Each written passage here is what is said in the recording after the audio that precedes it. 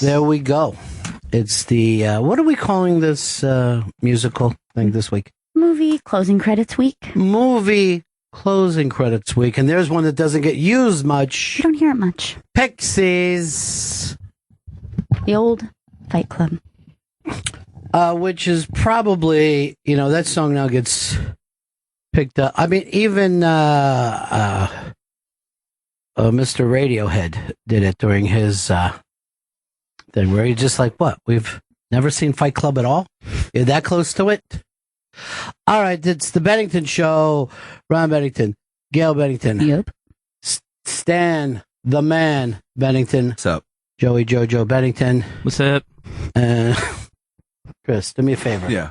Get your own opening. That is my opening. Last night was, I guess, two big stories. The Republicans jumped out there, and Carly seems to be the person that the press has turned their love and attention to. I don't know whether the voters have, but it seems like the media at least has Trump exhaustion. Yeah. They're all trumped out. Now, I went and saw the Drudge Report, which he does his own poll, which I imagine is not scientific, but is at least the Drudge readers. And they thought that Trump destroyed. I was out at a very elite party last night. Oh, is that so? Rubbing elbows with some of the podcasting and comedy greats. Very, very elite. Well, la-dee-da. Yeah, it was a la-di-da night. There was open bar and nice people walking around with trays of food. Good spread? Yeah, well, it was the thing where it wasn't so much a spread where you could get to it, but it was like the spring roll, fried shrimp. Nice. Nice girl, all dressed in black, party down atmosphere. Real classy. It was incredibly classy. And I have to tell you, a lovely night all the way around. But it kept me from being able to watch the Republican debate, which I feel like I want to take a little break from politics right now. I just feel like it's so far away. We've got a long way to go. Yeah. And we've already had so much Trump. We've had a lot of Trump because the other ones haven't. But from what I understand, people are now, during the debate, talking like Trump. It's become the straight talk where people, aren't trying to sound smart. They're trying to sound rough. There is an amazing thing today that Ann Coulter, people have picked up, that Ann Coulter was talking about in her Twitter, where she said, and I don't want to paraphrase, but something along the lines of enough with the fucking Jews, because the pro-Israel thing is so big. Now here it is. How many fucking Jews do these people think there are in the United States? But she's right about that. There's not a terrible amount of Jews, but the Israel love runs through both parties. It's very strong. All right, Chris, I can't see it from here, so give me some of her other statements. I'll bring them up. All you got to do is go to any of the news reports. They've pulled the things that matter there.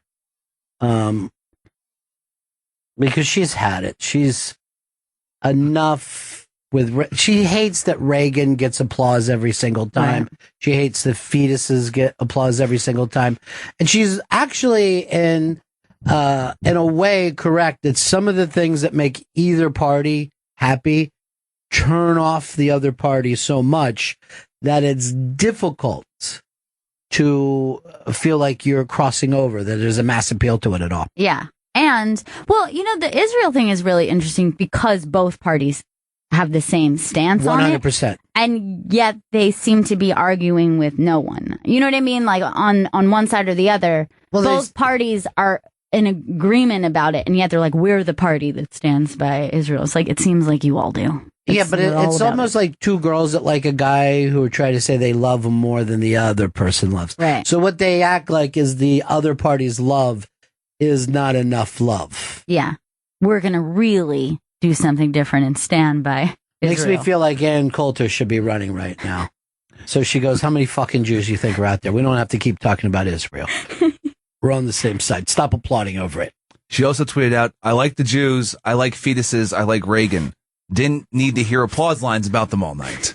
And that's making fun of the audience, and as well they should, because the audience, first of all, here's the interesting thing about a debate. And a debate, even, later when it's the two parties debating against each other, it carries so much weight. But if you think about it, a person's ability to debate, does that have anything to do with their ability to govern? No. If you're the president of the United States, you're not debating anyone. It'll never come up again. You're either managing or you're negotiating. And a negotiation and a debate couldn't be different. Because let's say it was me and Chris Stanley in a debate, and he wants to pay $5 and I want him to pay $10, right? Okay. In a debate, I would just sit around and try to convince the audience how stupid he is. In a negotiation, I would be trying to convince Chris while it would be in his best interest to move over to me. So at no time do I want him to feel like an idiot or a moron or a jerk. Yet in a debate, I want to show the world that's what he is. But if we were doing a negotiation, if anything, I'd be placating him, trying to, understand his problems and make him figure out on his own that the way to fix his problems would be something that would be beneficial to me. That's what you expect a negotiator to do. It's very rare that you want to negotiate something and have that other person walk out of there feeling like a moron. The only way you're doing that is if you're hopefully killing that person's business forever. If not, you've made an enemy, and who the fuck wants an enemy, And yet it seems like it's the thing that has the most weight. Absolutely has the most weight. I mean, has there ever been a president that was elected who had a poor showing in the debates? There was the first time with Reagan, he had they considered that he won the debates. The second time, they thought that he had lost the debates.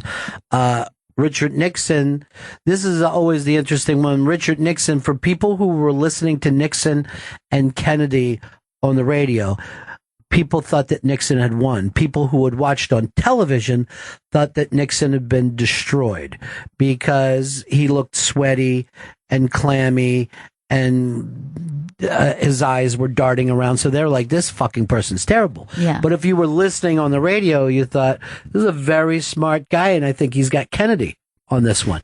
But Kennedy looked cool and calm and brat packy, and people were just like, I love that dude. I just something about him.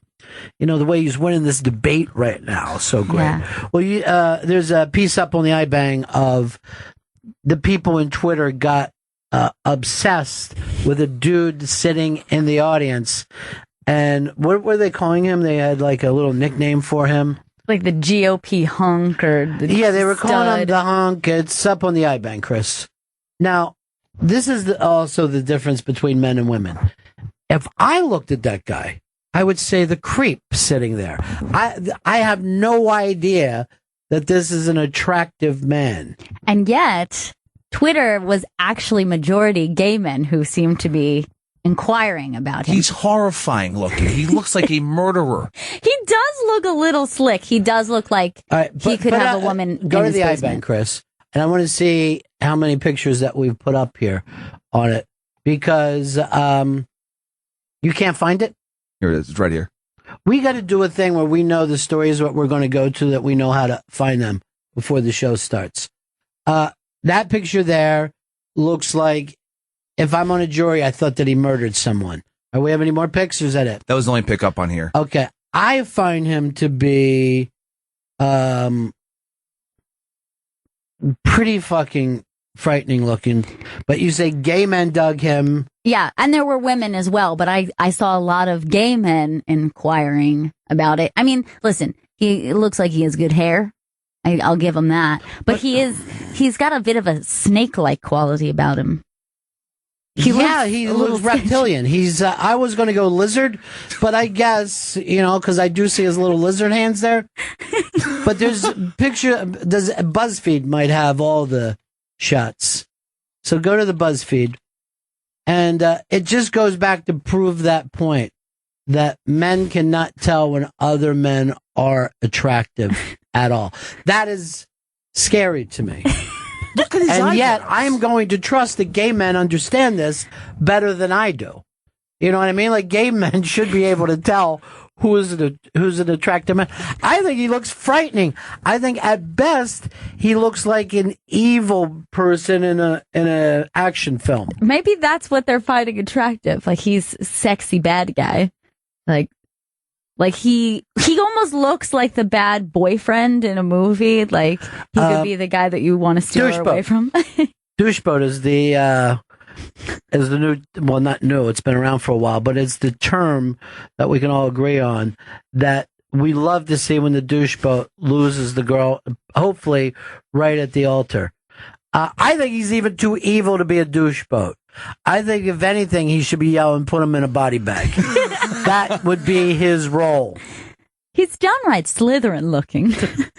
Okay, so if we were going around with our hats, our sorting hat, yes, he would end up in Slytherin? Yes. And then, like, you're also screaming, like, why don't they know that guy's really evil? Not just a creep, but true, perfect evil. I keep going on with some of these pictures. That's just a nice guy there. I don't know what he's doing. Are they likening him to that person? Because that can't be the same guy. This guy's the most horrifying dude ever. He has eyebrows that are just angled at like fucking 45 He degrees. does have eyebrows that just go and show you. I'm a bad guy. You can tell by the direction of my eyebrows. Vicious. I wish the name Sid Vicious wasn't taken, because I would just be doing hashtag Sid Vicious for him right now. That's just fucking crazy. Brian, what's up, buddy? Hey, man, instead of doing the debates, shouldn't they just set up the big computer game festivals or whatnot and play SimCity or Empire to see who can govern the best? It would be kind of an interesting thing. I mean, first of all, no one's going to beat Trump at Empire. There's no possible way he would take off with that. I also, one of the clips today, I saw that Trump, it looked like he touched Jeb, and that's always a bad thing for people at home. Yeah. They don't like to see. It doesn't bother me when people reach over and touch someone's arm, but the things that piss people off is any touching or finger pointing. Yeah. Bill Clinton, when he pointed the finger and said, "I did not have sex with that woman," America literally as one went, "Who the fuck are you pointing your finger at, bitch? I will knock your shit out now." Everybody was furious that he pointed a finger. So these are the things that they have debate coaches to teach, which, by the way, has zero to do with governing. Right. Zero. I guarantee you Ronald Reagan was never in a debate in his life unless it was set up for the political process. He did not debate other countries. He negotiated with other countries. Trump definitely doesn't have the no touching rule down. He was like trying to give high fives. He was giving low fives. He was the high five fell apart with Ben Carson, Sleepy Ben, they call him, because he just, like, you could tell. Now, if you went by the debates, you would probably think to yourself, this Ben Carson is a slow-witted person. He's a neurosurgeon. Yeah. You know what I mean? He's a fucking neurosurgeon. And yet, when you're watching the debate, you're like, that dude doesn't, he ain't on the ball. He's so sleepy. Yeah. He's kind of dumb. That neurosurgeon is really kind of dumb. So my point, of course, is you cannot go by a fucking debate. They're crazy. They're not real. We might as well put them up there and have them ballroom dance, And when you see, like, when they bring athletes on the show and they can't ballroom dance, you say to yourself, okay, ballroom dancing is a specific amount of talents and craft that go into that. You just can't do anyone. Well, you see a lot of times basketball players or football players go to throw out the first pitch and they got rag arms. They don't know how to throw a baseball. So you can say to yourself, that person's a bad athlete, and be wrong. That's what a fucking debate is. It's a way of judging people on intelligence and integrity and morality, and it's all based on false things. Some leaders take time before they have a response. That's not a bad thing in a leader. I wish for myself, a lot of times I would take some time before I responded to people in my life, because normally my first response is cutting and fast, and I don't necessarily mean that in the long run. Right. And if it had to do with your decision making, what you say in a knee jerk kind of moment is not actually going to be when you take a couple days to think about, okay, now here's the plan. Right. Or maybe this isn't as big a deal as I thought, or maybe there's 8 plans and I need to go through them all before the United States does something. If you said that in a debate, they would call, or they'd be like, well, he's wishy-washy. He's undecided. He doesn't know what he's doing. Might be just the opposite. I don't know if any of these guys look like they're good in the debate right now. Most of my friends that wrote to me, they were going, we have no one to pick on either side. And I'm like, well, that's because the country's over. That's the kind of, I try to do that for my friends.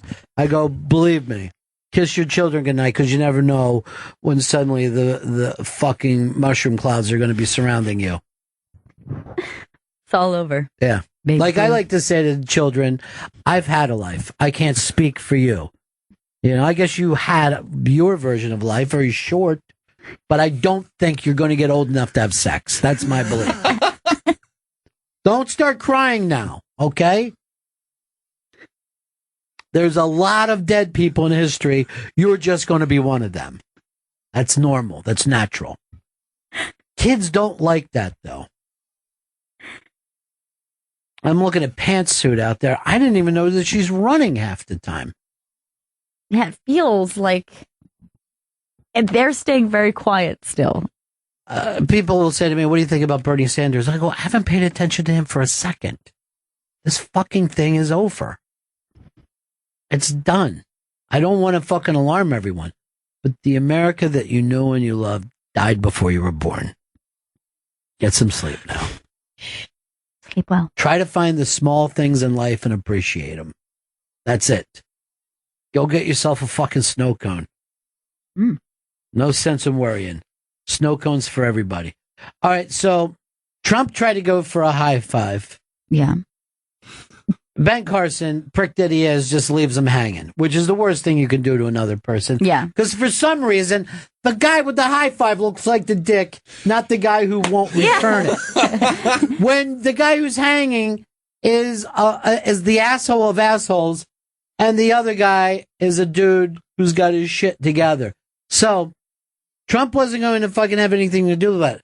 He slapped it down, went into a fucking 1960s soul shake. Yeah, and that just kind of started fucking look where his hand is in this too. Here, like, give me your other hand. He fucking locked in up there as if the Black Panthers did this in 1968. It was a fucking Huey Newton thing, which now makes Trump look like out of touch racist dude. Yeah, it makes him look crazy. It's almost like he said, lay some skin on me, daddy. Oh, God. It's so awkward. Oh, that's bad. It's really cringy. And he and Jeb shared an awkward low five as well. I mean, he was throwing hands out all over the place. Jeb made a joke that was just corny, and he gave him like a give me a low five, and Jeb gives it to it. It was the most childish moment. Like they both could not have come off dorkier. By the way, I didn't see couple of nerds. I didn't see that. Of course you're nerds. No one fucking cool makes it to that point. It's fucking impossible. To quote Patrice, these are the front of the bus people. No fucking back of the bus people get to fucking go up there. No. These are the guys who are like, if I sit in the front, I can do some studying and still have time later to watch X-Files. If I have any questions for the teachers, they'll be right nearby for you to ask. And if anyone starts any trouble with me, the bus driver will be able to hear it. And the fucking kids in the back having a fucking ball, knowing that their life ends soon anyway, you know? After that, it's nothing but fucking loading docks and... All right, what happened on the South Park last night where some people said that they weren't current enough? Oh, well, okay, so this is what happened. They said that they attacked PC culture, and they attacked the fact that anyone saying Caitlyn Jenner isn't a hero it got literally beat up by the PC police. And now, like, a PC frat is in South Park. Did you feel like they were too slow with that one? No, because I think that this is my prediction is the whole season's just going to be about PC and Caitlyn Jenner. I think they're going to do what they did last season and make a continuous season and refer back to it. I think that's going to be great. He thinks that we all follow every episode the way he does. He loves South Park so much that it's crazy. What was all last season about? Oh, last season was it was a lot about gluten. About anti-gluten. Okay. If you ate gluten, your dick flew off. Literally. Your dick flew off of your body like a rocket. So now you think it's Caitlyn Jenner and the PC culture. Yeah. And it was like, the whole thing was like, I think it was very current because it was talking about like colleges being super PC and it was like all college students. But that's all late. That was all being talked about 3-4 months ago. Caitlyn Jenner was like 3 months ago. People don't even keep up with the fucking TV show. No. And anytime, I don't want to say, I'll just say this. I had a friend who came out as gay, and his feelings mattered to him very much, but other people's feelings didn't. And that's exactly what Caitlyn acts like now. And I'm like, wow, I wonder if this is a weird, transition thing. Because you can see, like you said, stuff like anything that would happen with her, Caitlyn would be welled up. And then the other person, I guess his ex-wife, would say, yeah, but Vanity Fair, hey, don't go there. Don't start. It's fine. Suddenly he was like, fuck, you know what I mean? Right. Like he didn't give a shit. But he's all about sensitivity and acceptance, but doesn't give a shit. I keep saying he, says she. Just that we need like a new word that means both because it's too much. There's one that exists that some prefer, some like trans ambiguous, and they use something that's like Z or Zay or something like that. I like this one even better though. V. For Justin Vivian Bond. Oh, I like that. About transy. Well, it's not like... that wouldn't be for all of us, you idiot. And you couldn't use that as a pronoun. That would be way too hard to use in a sentence. That's just a way of teasing trans people, which is the exact opposite. We do need a PC fucking crowd to beat up on Stanley. Al in Maryland. I don't know how PC this is, but earlier in the first debate, is this Bobby Jindal guy bizarre to you? Well, that seems a little racist. He opens his mouth. It sounds like some. If you soul bitches better come up. I never expected that voice. He's been around for like 10 years. I don't know why people are just discovering him now. I've never seen him before, and I tell you what, he was a treat to listen to. I was waiting for The Simpsons to come out next to him. Here's Carlos. What's up, buddy? What's going on? Robbie B, when I see Trump and then Ben Carson run next to him, I could see him being president and Biden vice president. But Ben Carson's suit was a little pimpy. All right, let me get it. Pimpy. I didn't see this. I did not Seems notice. borderline racist to call a black man's suit pimpy. So I'm going to be very, very careful. It looks fine. It's a great suit. It looks maroon tie. I am now convinced that all. Carlos is the biggest racist in the history of the world. That is The not... Soul Shake looked pimpy, though. Because no one has through really no done fault of that. his own. No one has done that since Huggy Bear. There's nothing pimpy about that suit. That is just a perfectly average looking suit. Yeah.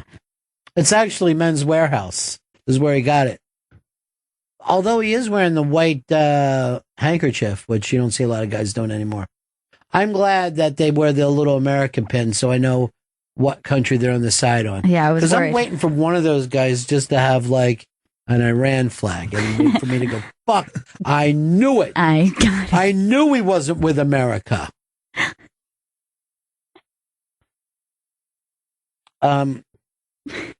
Somebody was a 9/11 story came up because we were talking about it on the air, and somebody was saying to me that the afternoon of 9/11 that they went out and bought an American T-shirt.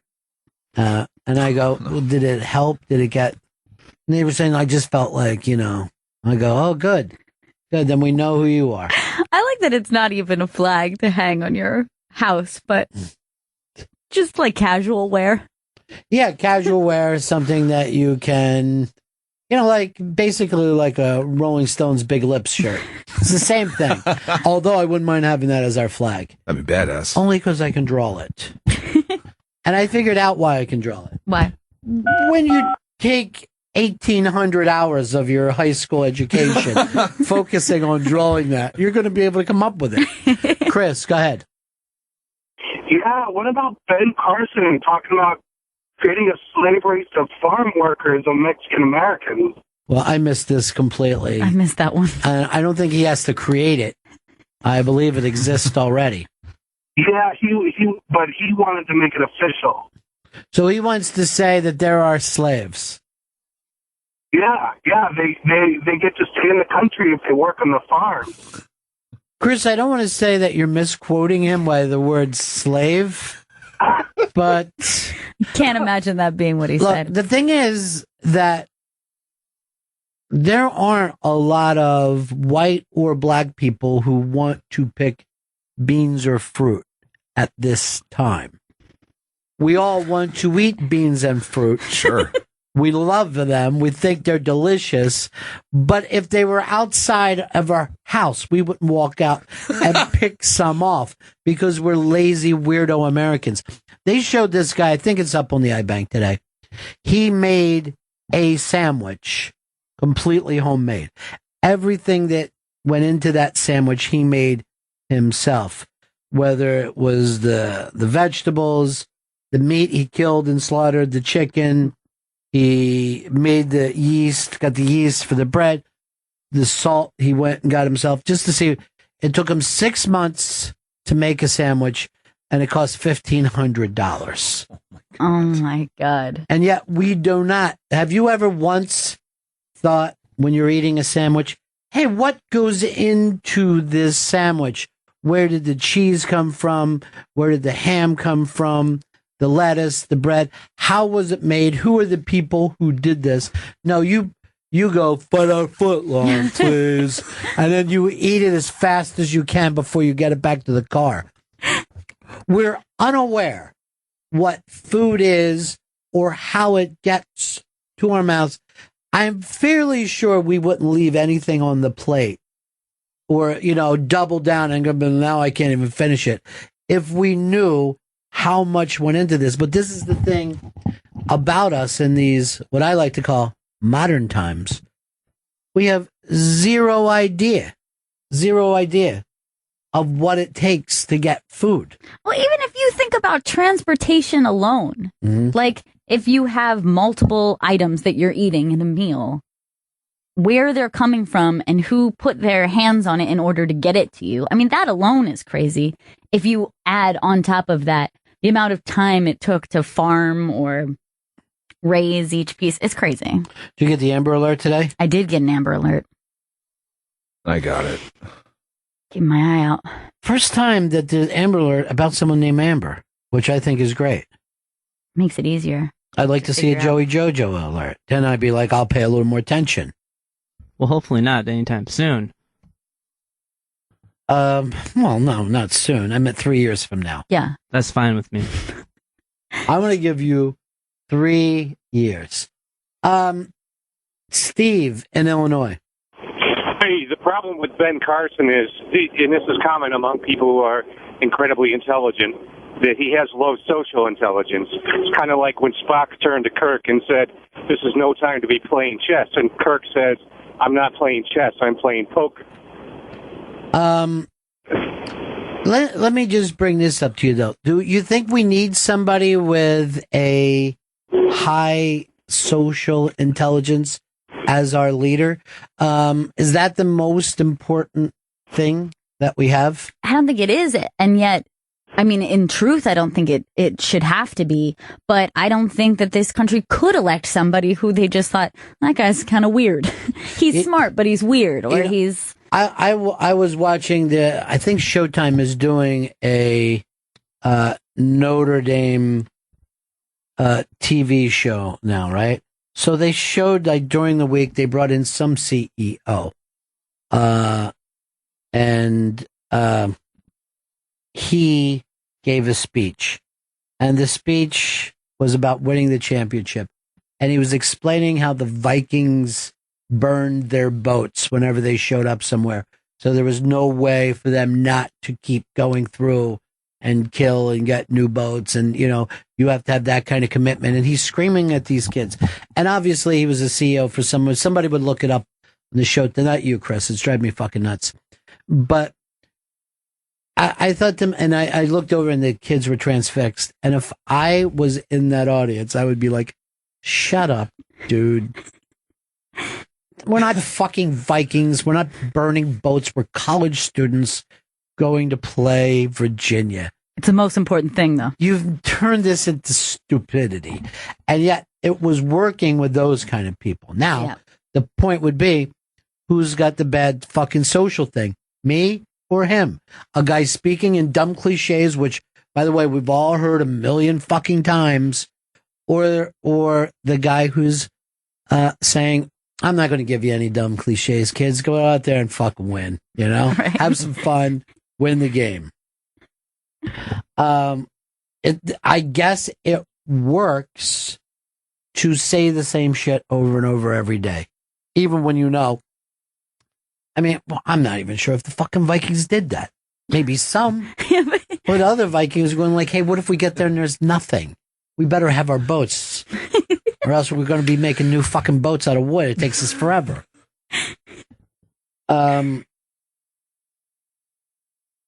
I've got to bring somebody in now. I was out for the big welcoming back Anthony Cumia to New York City. Yeah. Last night.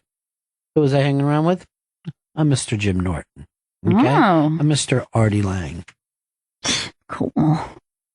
Mr. Stuttering John Menendez. This is how well I'm doing right now. Doing very well for yourself. But I brought someone with me. I guess I would have to say my date for the evening. I had a lovely person on my arm all night. And here she is. She doesn't know. You just open it. It's a door. It's a door like any other. It's just a door. There she is. My date for the evening. She was on the red carpet with Anthony having her picture taken. Oh my God, I was up in his armpits and just up in his grill. Now, good morning. Hello, everybody. Hello, Americans. America. So you were the date. Yeah, she was my date for the evening, which some of the comedians said to me, what are you doing here with the Crypt Keeper? And I go, don't you say that. Here's what I was bragging about with BL, that she was the second Hooters girl of all time, which sounded very exciting in 1991. Sure. But this is 2015, and it's like saying this is the last living Civil War widow. Yes, I did. I felt it. You start adding the numbers up in your head. I could feel the numbers going through all their brains, and it was like the slap where they slide their hand and go, "Oh, Ron, well, great to see you, and nice to meet you." That doesn't make sense. Bye-bye. She was the date. She was the date to the party. Yes, Chris. She was hanging with East Side Dave. Great. And we were comparing our YouTube videos and who was better at it. Here I thought you were only doing one day this week. Yeah, she was only supposed to be here for one day. That was the initial text that I got from her, I don't know, 2 months ago or something. And now she's going to parties and hanging out. And now she's back in here again. She was only supposed to be here one day. And she gets to go to the parties. Well, you were invited to the party as always with Anthony. You don't show up. The party isn't the main event here. What we're talking about, it isn't Rosh Hashanah. You made up a thing. Talk about socially awkward. You will not attend the events with his peers. He will not go on other people's podcasts. It looks like I can get on a podcast I've been trying to get on for quite some time. Really? I'll just call them a legion of skanks because I found out that I'm friends with their producer, Bobby Pantera, for 15 years. Oh, wow. So I said to Bobby, I go, what do I got to do to get on that show? He tells me Stanley never returns any calls. Okay, so that's where the whole thing got mixed up. Now, Chris. Yes. It's wrong. You were supposed to book BL for one day. Yeah. You've booked her in for 2. No, I haven't. No, it was one day. September 16th I said September 16th. I'm sorry, BL. look down right now. Is today September 16th? No, it's the 17th. I don't know what she's doing here. I mean, this is an Well, unexpected she's here, surprise. And she got through security, so you would have to do it. You're the only person in security. I have no idea how she So got you to did this not. phone.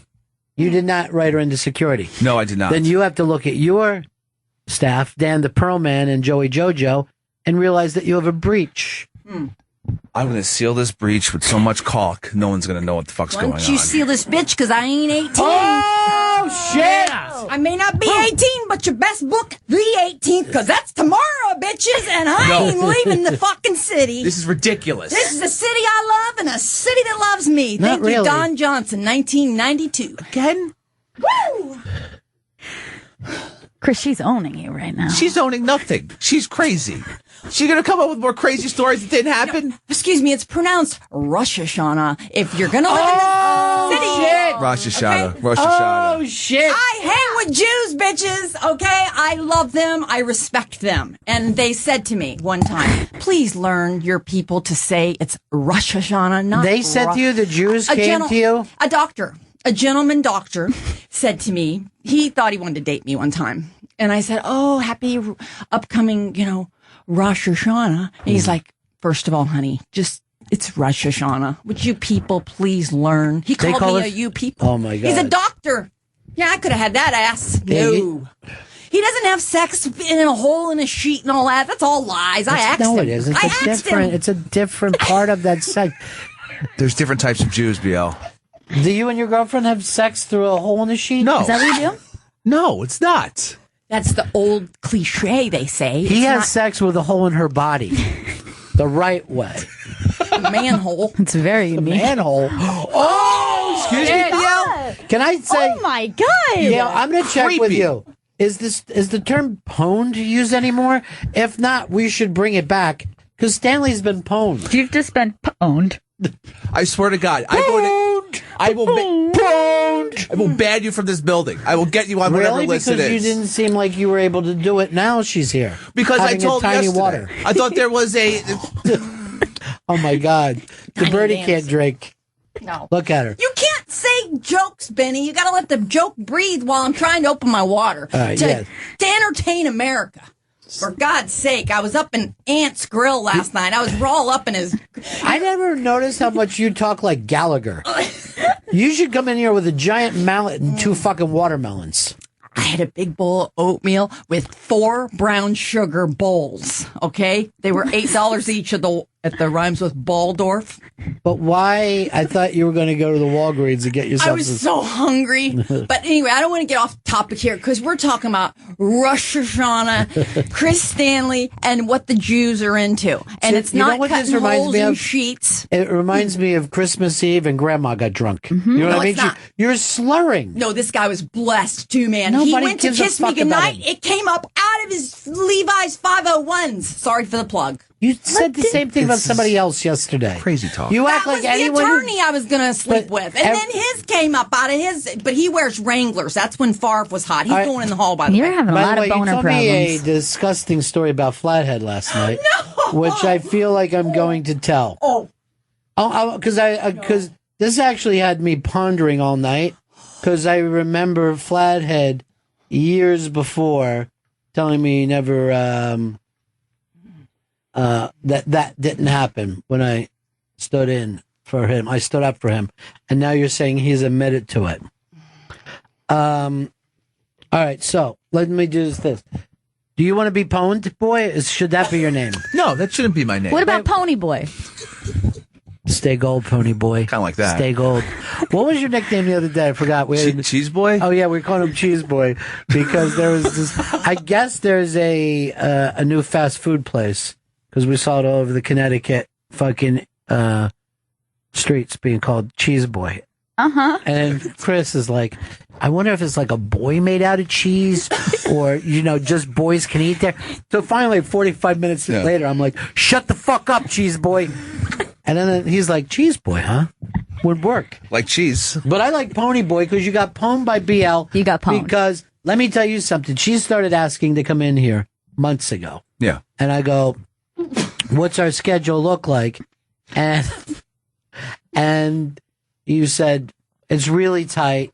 Maybe I can fit her in one day. Here she is for the second fucking day. I know. Tight. This is ridiculous. I got to figure out how to ban you because you're not coming in tomorrow. I love the fact you're thinking out loud that you're not in charge of this. I got to figure out how to do my job, says the executive producer. What's a ban you? I want people to notice my ban you, not you, bitch. 2 words, BL, ban you. Can I? You jizzed on your mother's back on a bus. Oh, what the fuck shit. are you talking about, BL? Oh, you crazy fucking old woman. You're nuts. You're All right, let me just say gathering this. gibberish. Hold on, just stop. Okay. Tony, sit down. BL, sit down. Everyone just chill. I'm going to explain to Gail.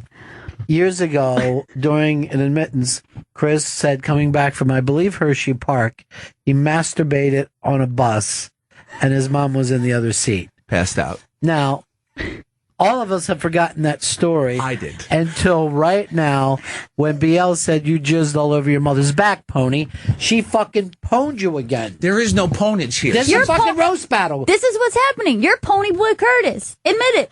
Never. I got a brain of an elephant, Stanley, and I heard it. You got the skin of an elephant. Last Rosh Hashanah. Wait, where did you go? Get back up. Let the joke breathe, Benny. It's what you told me all the time. I never tell you anything. By the way, You said it. Shut your fucking, seriously. Pie-hole. No, cockhole. For fucking 2 seconds. So last night I'll be at this party, and I was just sitting and talking to other people, and then I would be hearing stuff like this. See, that's what Benny told me so many years ago. Always prep your preparation. And I'd be like this. I just lean in and I go, I never said fucking stupid things. And then I would move her away from those people, Can I just tell you? Go ahead, please. Get her another fucking Coca-Cola, like somebody down south, and then I'd be hearing to the bartender, see, that's what Benny's philosophy always was, and I've stayed with it through all these years. And then she would say something, take your shoes off before the show starts. And I'm like, never. Wait, I just want everyone to know, I never told anyone to take their shoes off. Fucking Flipper wrote to me time and time last night. She's out of her mind. None of these stories ever happened, and she was never a phone screener at any point in her life. Whatever, and Flipper never smoked allegedly a bag of pot before every show. Everybody was effed up, and I was a straight person hungover. But I'm the crazy old lady. Old lady. Oh, very old. Can I move on? Let's digress. Hold on, Matt wants to just add something to this. It's the opposite. Welcome, Matt. Yeah, I'm pretty sure either you guys or the boys had somebody on once that Pony Boy is a prison term that refers to somebody that likes to take it in the ass. And Pony Boy. That makes perfect sense then. Pony Boy. Pony Boy. Pony Boy. Stop as saying fucking Pony Boy. You get butt fucked too. He likes his ass sex. Oh. He loves his salad toss. Oh, man. The last part was so good. It was what perfect. she added. Perfect. It's nonsense. More fucking BL nonsense. So can I please, Ron never lets me compliment him. I don't want you to, even now. No, can I please tell you? It may have been Aunt's party, okay? But we came down this red spiral, beautiful staircase. Spiral. No, by the way, just to point out, it was spiral, bitch. It was anyone who's ever been to Caroline's knows I that have. that's not a spiral. It's a half a curve. It's like a paragraph. Half a paragraph. It's a fucking 90-degree turn. Go ahead, BL. I'm trying to talk about a king here that took one ticket. They're talking about a goddamn staircase. This man, you remember Willy Wonka? I know you're too young. You never saw Willy Wonka. He saw the second Johnny one. Depp, Willy Wonka. He saw the second Okay, this man, remember the chocolate bar? He had one. I had one ticket. Gail Bennington had a shot at the ticket to go with Ron. He's like, Ron or BL, we're going for a little surprise trip. We're taking a walk. And I'm looking, I see Ed Sullivan Theater where he's showing me all the sights. I'm like, Benny, where are we going? Where are we going? Just shut up, BL. Shut your phone off and just shut your fat mouth. I'm like, okay, Benny. So Wait we a get minute. there. I said that before we left here. Oh, yeah. And then said Unrelated. several other times. So, but that's okay. So I'm like, oh my God, where's Benny taking me? I'm in New York. I'm freaking out. And we walk in and there's a man at the door. He's like, are you here for the party? Oh, hello, Ron. I'm like, hi, I'm with him. He's like, fine, whatever. So Ron's the king already. He walks in.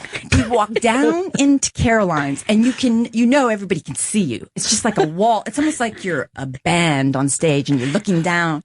And Ron takes me and says, take my arm. So I take his arm and I'm like, I'm not a whore. I'm just his friend. And he's like, stop saying that, BL. She would say to people, we never had sex. You know why, BL? Because we have the sexual attraction of two brothers. That's the fucking reason why. We're the odd couple. I swear No, to God. nothing. Yeah, we're Felix and Unger. We're No, we Unger have and no Felix. fucking connection. I knew you a million years ago. It does kind of remind me of you guys, though. Yeah. Anywho, so anyway, can I just tell you bullet no points? more. So we're in the room and Ron is the star, Gail. Your dad is like the star. Everybody, you're thinking Aunt would be the star, and Aunt, no one. So then it comes. That's not true at all. No. You're fucking insane. Oh no! Everybody's like, oh my God, it's Bennington. It's Ron, dear God, and everybody was there, and you named all the names. You named. You know what? Let me just say, because How people, about the horn-rimmed guy we worked with, that horn-rimmed dude from 40 years ago. First of all, there was a guy with horn rims on. You and I never worked together. Maybe we just gave a rim job to somebody. Somebody had horn rimmed. I like this better, but This was awesome. I was up in Ant's grill. I was hugging him and yelling, I'm the old leather pussy from Florida. He's like, no, you're not. No, he never laughed. Yes, he did. Here's what he loves me. He's in love with me. Yes. We could have done. We could have taken Ant's girlfriends and stacked them against BL and still not reached BL's age. We could have just put them up on top of each other. Here's the sad part, real quick. Okay, so you know how they put the hardboard there where it says whatever, his show, or, you got your Sirius, you got the logo with the star in front of it. So he starts taking photo ops. Aunt does. Well, Ron takes his nice photo op with that situation. And then all of a sudden, Ronnie turns into this circus guy. Come on, Ron, do it. Circus man? No, set it up, Ron. You can explain it. Me and Eastside Dave were forcing Ant to take pictures with people over and over so that he couldn't get back to enjoy his own part. And we're going like, take a picture with Ant. Come on, get in there. Take a picture with Ant. And it was just, could not get out. But what BL doesn't understand, this was a show of love for Anthony by comedians, podcasters, everybody, old employees, sales. It was just a lovely night for Ant. At no point was it the Oscars. You know what I mean? Right. At no point was it any kind of circular stuff. And Chris Stanley. Yeah. Could you imagine the Stengel brothers letting her pass security? This is why Opie runs a tighter ship, a sleek ship, because you're a drunk executive producer, an alcoholic, pillhead, gambling addict, who, again, this is what he has from me today. Yet another day off. Because he claims he has to be in a deposition. And I said like this, Chris, don't take one day off. Take the rest of your life off from this place. Because you get nothing but days off in the future. Who could fill in for a Chris Stanley? Who's somebody that I know? I don't know. That has the ability, the experience, and I mean decades and decades and decades of experience. Well, no clue. Because Cowardly lion. Yeah, let me ask you this. Please. Hello, Dorothy. If I said that, first of all, it gets worse and worse. I mean, Dorothy. Yes. If you said what? And I'm going to sing Somewhere Over Your Bow Legs to you in just a couple moments, too, to keep this going. Because you were walking like a fucking sailor last night. I don't know what was wrong with you. But your knees were never more than fucking 6 feet they're tiny. Close to each other. Yeah, but you were walking like this, like, I don't know, like we were on a ship all night. My tits were, I was wearing a 38D bra and I'm a 34B. But can we go back to you and No, you're not. You're a fucking A cup at best, and then you put these rocks in your chest. I had to stop at the Walgreens and buy a bra because I forgot it down in Florida. I flew to New York City to do the show because Stanley's got to do a depot. She never knows whether she's wearing a bra or not because she has no feeling in her breasts. Well, crap. These bitches, you could... What? You could hang a whole rack of clothes on them. I saw you. We could do a rack sale. I saw you knock over a bunch of fucking glasses and not even know it with your tits. She was walking along and her fucking rock tits were just breaking bottle after bottle. They were huge. She never saw it. They were huge. It was like a Morgana looking thing from the 80s. Remember her? She used to run on the baseball field with big old boobs. But anyway, That sounded like you to do a 80s reference point. I'm sorry. All right, so you know you want it. Stop it with that. That's when you get. That's her favorite song, though. That's when you get fucking carried away. Now we do have guests today, BL. But you had to ask me a question. What was the question? No, you fucked it up. No, come on, Ron. Please. You got out of it. Oh no, you lost it. No. So I got to send you away for a while. I know you'll probably be able to get past Chris Stanley with this, but we have a comedian coming in. You said we're booked, right, Chris? Yeah, Mr. Aaron Berg is stopping by. Aaron Berg has just set a record for number of sets done in one night. Well, let me check with Danny Perlman. Dan the Perlman, the man who just recently won the San Francisco comedy competition. He won Montreal's Comedian of the Year. Wow. HBO has picked him as a rising star. Fox has picked him as the one to watch. Look, he's wearing a San Francisco sweatshirt right now. Because I was there, yeah. Yeah. Oh, no, it was cold that day, so I had to put that on. How many sets? What's the number of sets that you've done most in one night? 9. Wow. So you're not that far from the record, I don't think. No, I am, especially after Aaron Berg, yeah. How many did he do? 23. Whoa. No, he did 23 by setting out to do that, but Dan just does fucking 9 on any given night. Did you kill every show on the 9 night? Nah, it was like on Mondays there were a lot of like mics and stuff, and so I had like 2 shows or 2 or 3 shows, and then did 6 or 7 open mics in between to try new shit. And no, most did not go well. See, that's the weird thing about comedy. Mm-hmm. Yep, I know how it feels. What are you doing? Off the mic. You were already put off mic. Oh. Off it. Bye, listeners. I'll be back, though. I friggin' promise. I ain't leaving you ever. Hold me. Spiral staircase, you came in. Sounds Benny glorious. brought me a gown, and he took his arm. When did fucking helping an old lady down the steps come from escorting her in on your arm? Like it's the inaugural ball. Well, it sounded very elegant. The only place I'll ever fucking escort her is straight to her grave. God.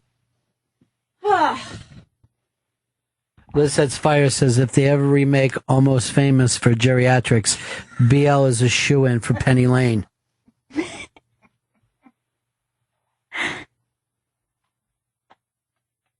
I don't understand it. But anyway, that was the, it was, in my opinion, like a fun practical joke to play on everyone. But the way that she'll meet someone and open, like she's outgoing, but it starts halfway through a story that no one else has ever heard. Right. And I just hear she's saying this straight. And then Josty was talking to Lynn. And, Lynn was, Lynn's from freaking Winter Park. So, and people are like, wait, excuse me. What? And these are like fucking people that she knew decades ago. And tells what would be maybe a boring story to people who know everyone, but you were just lost when you don't know what she's talking about. Literally lost. Well, I'm glad that she got that golden ticket. You know how Bing has that rat-tat-tat kind of rat-tat-tat, everything. Every tat is like a laugh. And he and I are simpatico that way, you know? We know, we literally know where the other person's going at all times. Well, you're the odd couple. It makes sense. That's fucking hurtful, Gail. It's funny when we tease Chris. It's hurtful when we tease me. All right, I'll just say one last thing. So and fucking Dan, I want you to understand this because you've lived in New York City your whole life. So we leave Caroline. She's like, immediately, she's back out on the street. Yeah, I don't even know where we are right now. I don't know how to get the ward off. I go this way. I start to walk her. I walk her down Broadway to 49th. Then she goes like this to me. Oh my God, it's Rockefeller Center, where me, you, and Gurion once ice skated. I go, what the fuck? I go, oh, wow, I didn't know you guys ice skated together last year. So I'm just talking, so I'm like this, like you would with the grandmother. We saw ice skaters, BL, but if you remember correctly, you and me and Gurion did not ice skate. And by the way, even last Christmas, she's following, Gurion lives in, and it's across the street from us, and she's like, I can't believe you take the time out to take me here, Benny. There you are. And I go, it's across the street. We've walked across the street. I haven't taken you anyway. So, now we're walking past 30 Rock, we're walking past this thing, and, we're like 2 blocks from her hotel, and she's like this, Benny, where the fuck did you park? Oh, my God. I go, we're not in the suburbs, BL. I don't fucking get out of my house, get in a car, and drive around and look for a parking spot at work.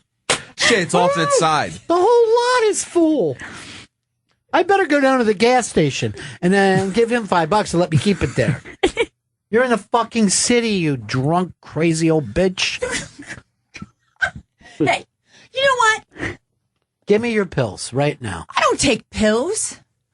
I take antidiarrheal if it flares up. Let me Why see don't you your give Chris glasses. a Kotex on the next break? All right, let me see your It's all glasses. dick, baby.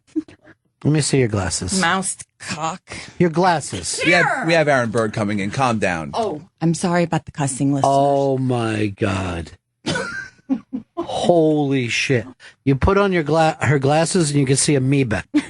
This fucking room is just just packed with germs. You look great in them. Let's break. Okay. We'll be back with Aaron Burr. This is Bennington. Welcome back to the Bennington Show.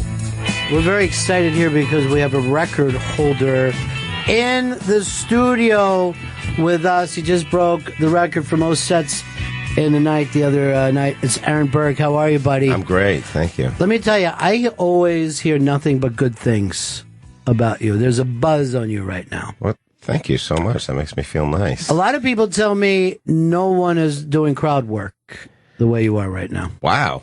Yeah. That means a lot to me too. I just I decided to throw my act out like 3 years ago and just go up every time and make it brand new and start enjoying it. And that's what I'm doing. And I actually genuinely care about the people in the audience and finding out about them. So I get better and better at reading them.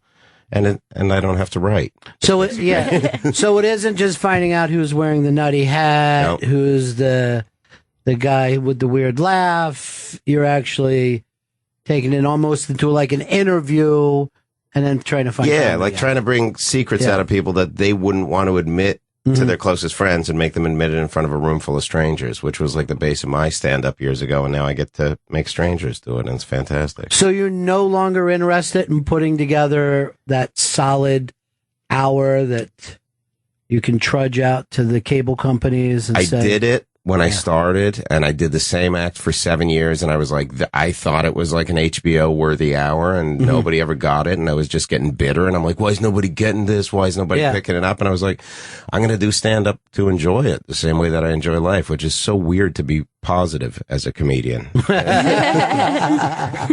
It's very unique. Yeah, the bitterness really works for funny, but it's just at a really cool place right now. And it is true that there's never been a comedian who has gotten popular for how much he loves his wife. You never. My wife is so great. She's so fantastic. She always puts the seat back up. Yeah. And the reason why is her mother. What a lovely woman who raised her. That'd be a great alt act. This total anti-comic that's just happy about everything. But, this is always one of the more interesting things about comedy is that there's a constant flow back and forth. And it's become to the point where I think of it the way that you think of the art world as painters who are like, let's destroy everything that the generation before us held precious. You know what I mean? Yeah. Let's move on from that. That's an era that happened, So observational comedy suddenly, which was, it for so many years, has become really bizarre to see anyone doing it anymore. But I mean, there's still so many good joke writers in New York. You watch guys that go up that are amazing joke writers and you're like, ow. And I always think I could never do that. So I think that both things need to exist. But I just really enjoy where I'm at. Who's somebody who writes jokes that you are a big fan? You look at like a Mark Normand, he's constantly churning out jokes. Yeah. Joe List, Monroe Martin. And then, like, on the other side of the coin, you got somebody who's so in the moment, like an Okerson or somebody like that. Like, Big J's always just so present. And, I mean, I was able to learn so much from him, too. Is that right? Yeah. Just watching him? I worked with Jay. I went to Philly once and opened for Jay. And I remember I knew that Jay was doing a lot of crowd work. So I'm like, I'm not going to do any crowd work. So I left it all on the table for him. And he works the room like But he also doesn't care if everyone else has worked the room before him. He'll go on, 1:00 in the morning when the audience is spent and just start fresh, which is really bizarre and confident. Yeah. When he did that stupid musical, I can't think of the name of it. Yeah. So to see him going from this dumb singing and dancing that he honestly had no background in, and then doing crowd work out of that and into another song, I'm like, well, this is stunning. Yeah. This is, you couldn't weaken yourself more in front of an audience than show them something that you don't do well. And then kill in between. And if you ever wondered if Jay was straight, you could tell by his dancing. He definitely is.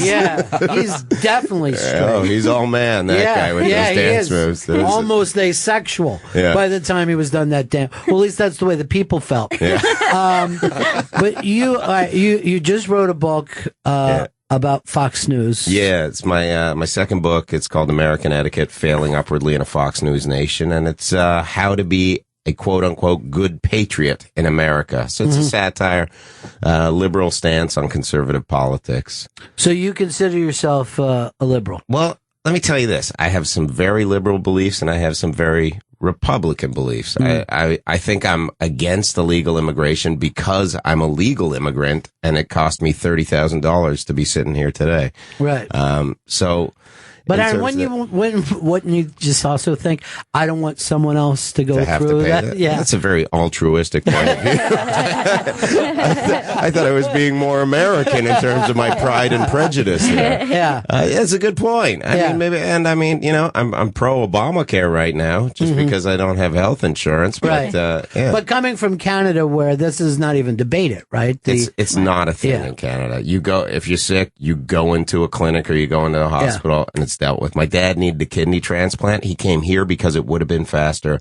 It was $250,000. And then they saw his heart had a problem. So he's like, I'm going to go back home. And then he got it done for free back home. It's $250,000 surgery. And the healthcare itself, is it just the same as here in the United States? Is it worse? Is it better? I think that it's better. Is that right? I mean, I've been going to doctors here. I went to a doctor where I had to pay cash. Yeah. And, cause I'm 43 and I'm jacked. They can't see this at home. But I was like, I'm 43 and I'm jacked. You don't think I have a lot of problems, but I do, being a midlife Vin Diesel. So I went into the doctor and they're like, we only take cash. And I was like, what am I, in the back of a van in Tijuana? Like, you're going to give me an abortion here? So I had to pay cash. And I was like, and some doctors here, I don't really know if they know what they're talking about. Yeah, sure. Yeah. I don't know. My girlfriend's allergic. She's like, I'm allergic to penicillin. And the doctor's like, oh, maybe I better not give you any antibiotics. She's like, well, do those have penicillin? He's like, I don't really know. And I was like, are you a doctor? How'd you get in this office? That's not sure. That's a thought to say in your head, maybe, not out loud. I have problems with doctors because the ability of pills, and I struggle with that. But I've never had a doctor who said to me, "Oh, I know what you mean. If I give you these pills, you're going to want more and more pills." Right. And they do not. I haven't met one, and they'll go, "Well, there's only going to be 8 pills I give you." I go, "I know where to get more pills, dude. That's not what I'm saying. Yeah. I am saying I can't get that feeling and be the same dude the next day that you're talking to now." Where do you get more pills? Yeah. I don't think that they really know what they're talking about. And I also think that that medical and pharmaceutical are so closely intertwined in this country that it's such a business now that they want you to be It's hooked really on scary pills. when you think about that. Any kind of attractive woman that I know works for a pharmaceutical company and goes around and visits the doctors and brings them lunch every day. No doctor has ever bought lunch for his entire staff because the pharmaceutical companies have somebody showing up every day with food, and here's the stuff. And then once they do that, go, here's this pill that we think you're all going to love. Yeah. With tons of swag and all that kind of stuff. Yeah, and I mean, Very eerie. I came up in the radio business, so I remember what record guys are like. And I remember going, yeah, it is a good hit. This fucking song's amazing. Are you fucking kidding me? Who's this Richie Valens kid? Can you get more? Yeah. More I want. So, I mean, if I think of a doctor being the same way of like, well, they've actually stopped because they used to send them on trips and shit like that. And they've tried to slow it back a little bit.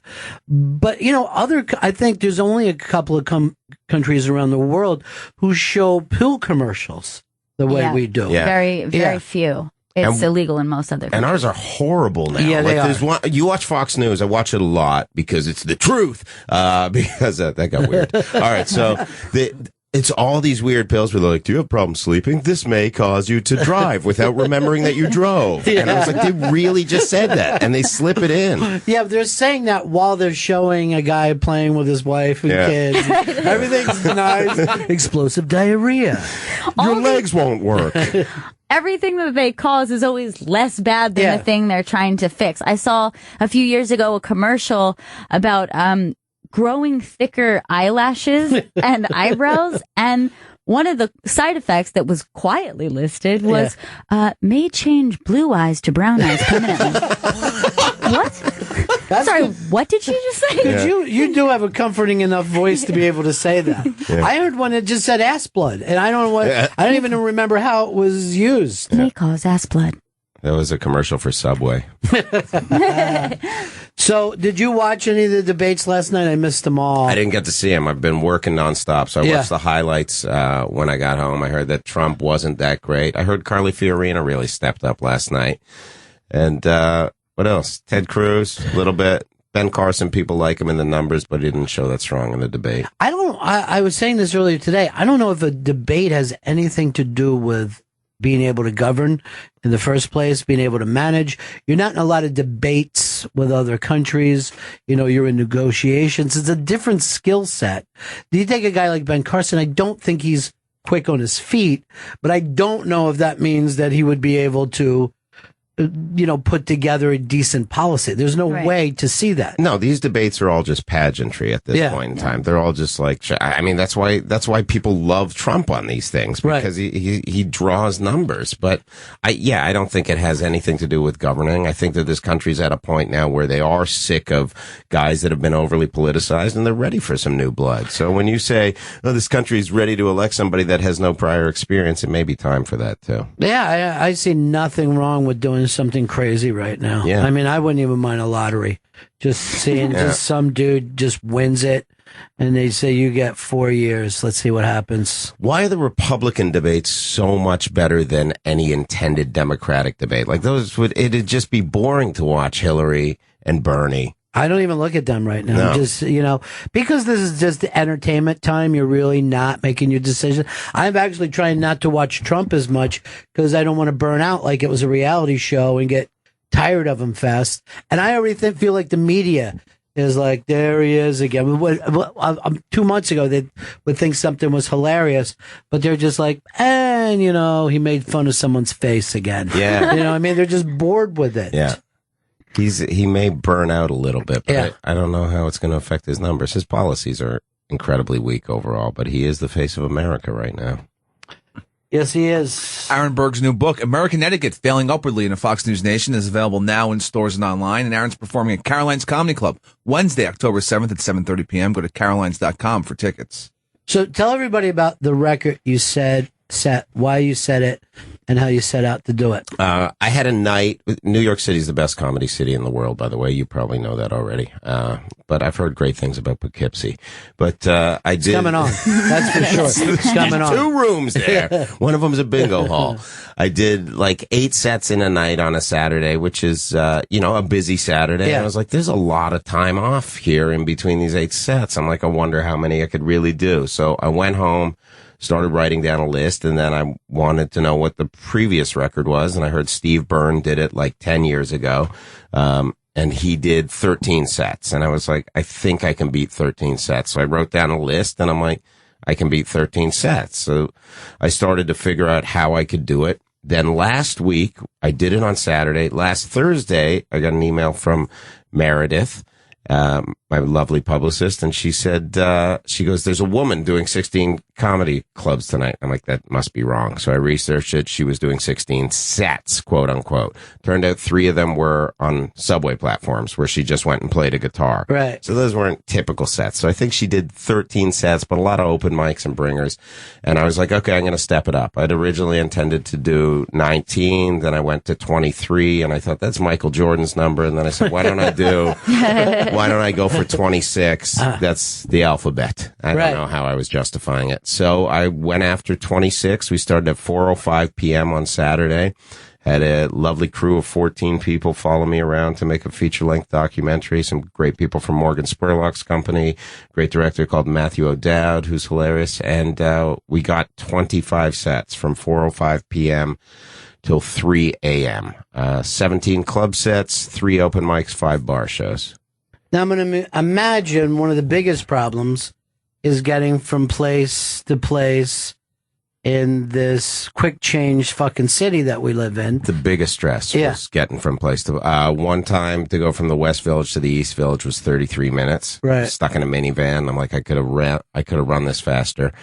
Getting uptown, we went to the Upper West Side, did stand-up New York. Surprisingly didn't take that long. And then I ran on foot for a whole bunch of them. I bumped into a guy on McDougal Street. He wouldn't move. I'm like, excuse me. And he didn't move. And I elbowed him and he punched me in the dick.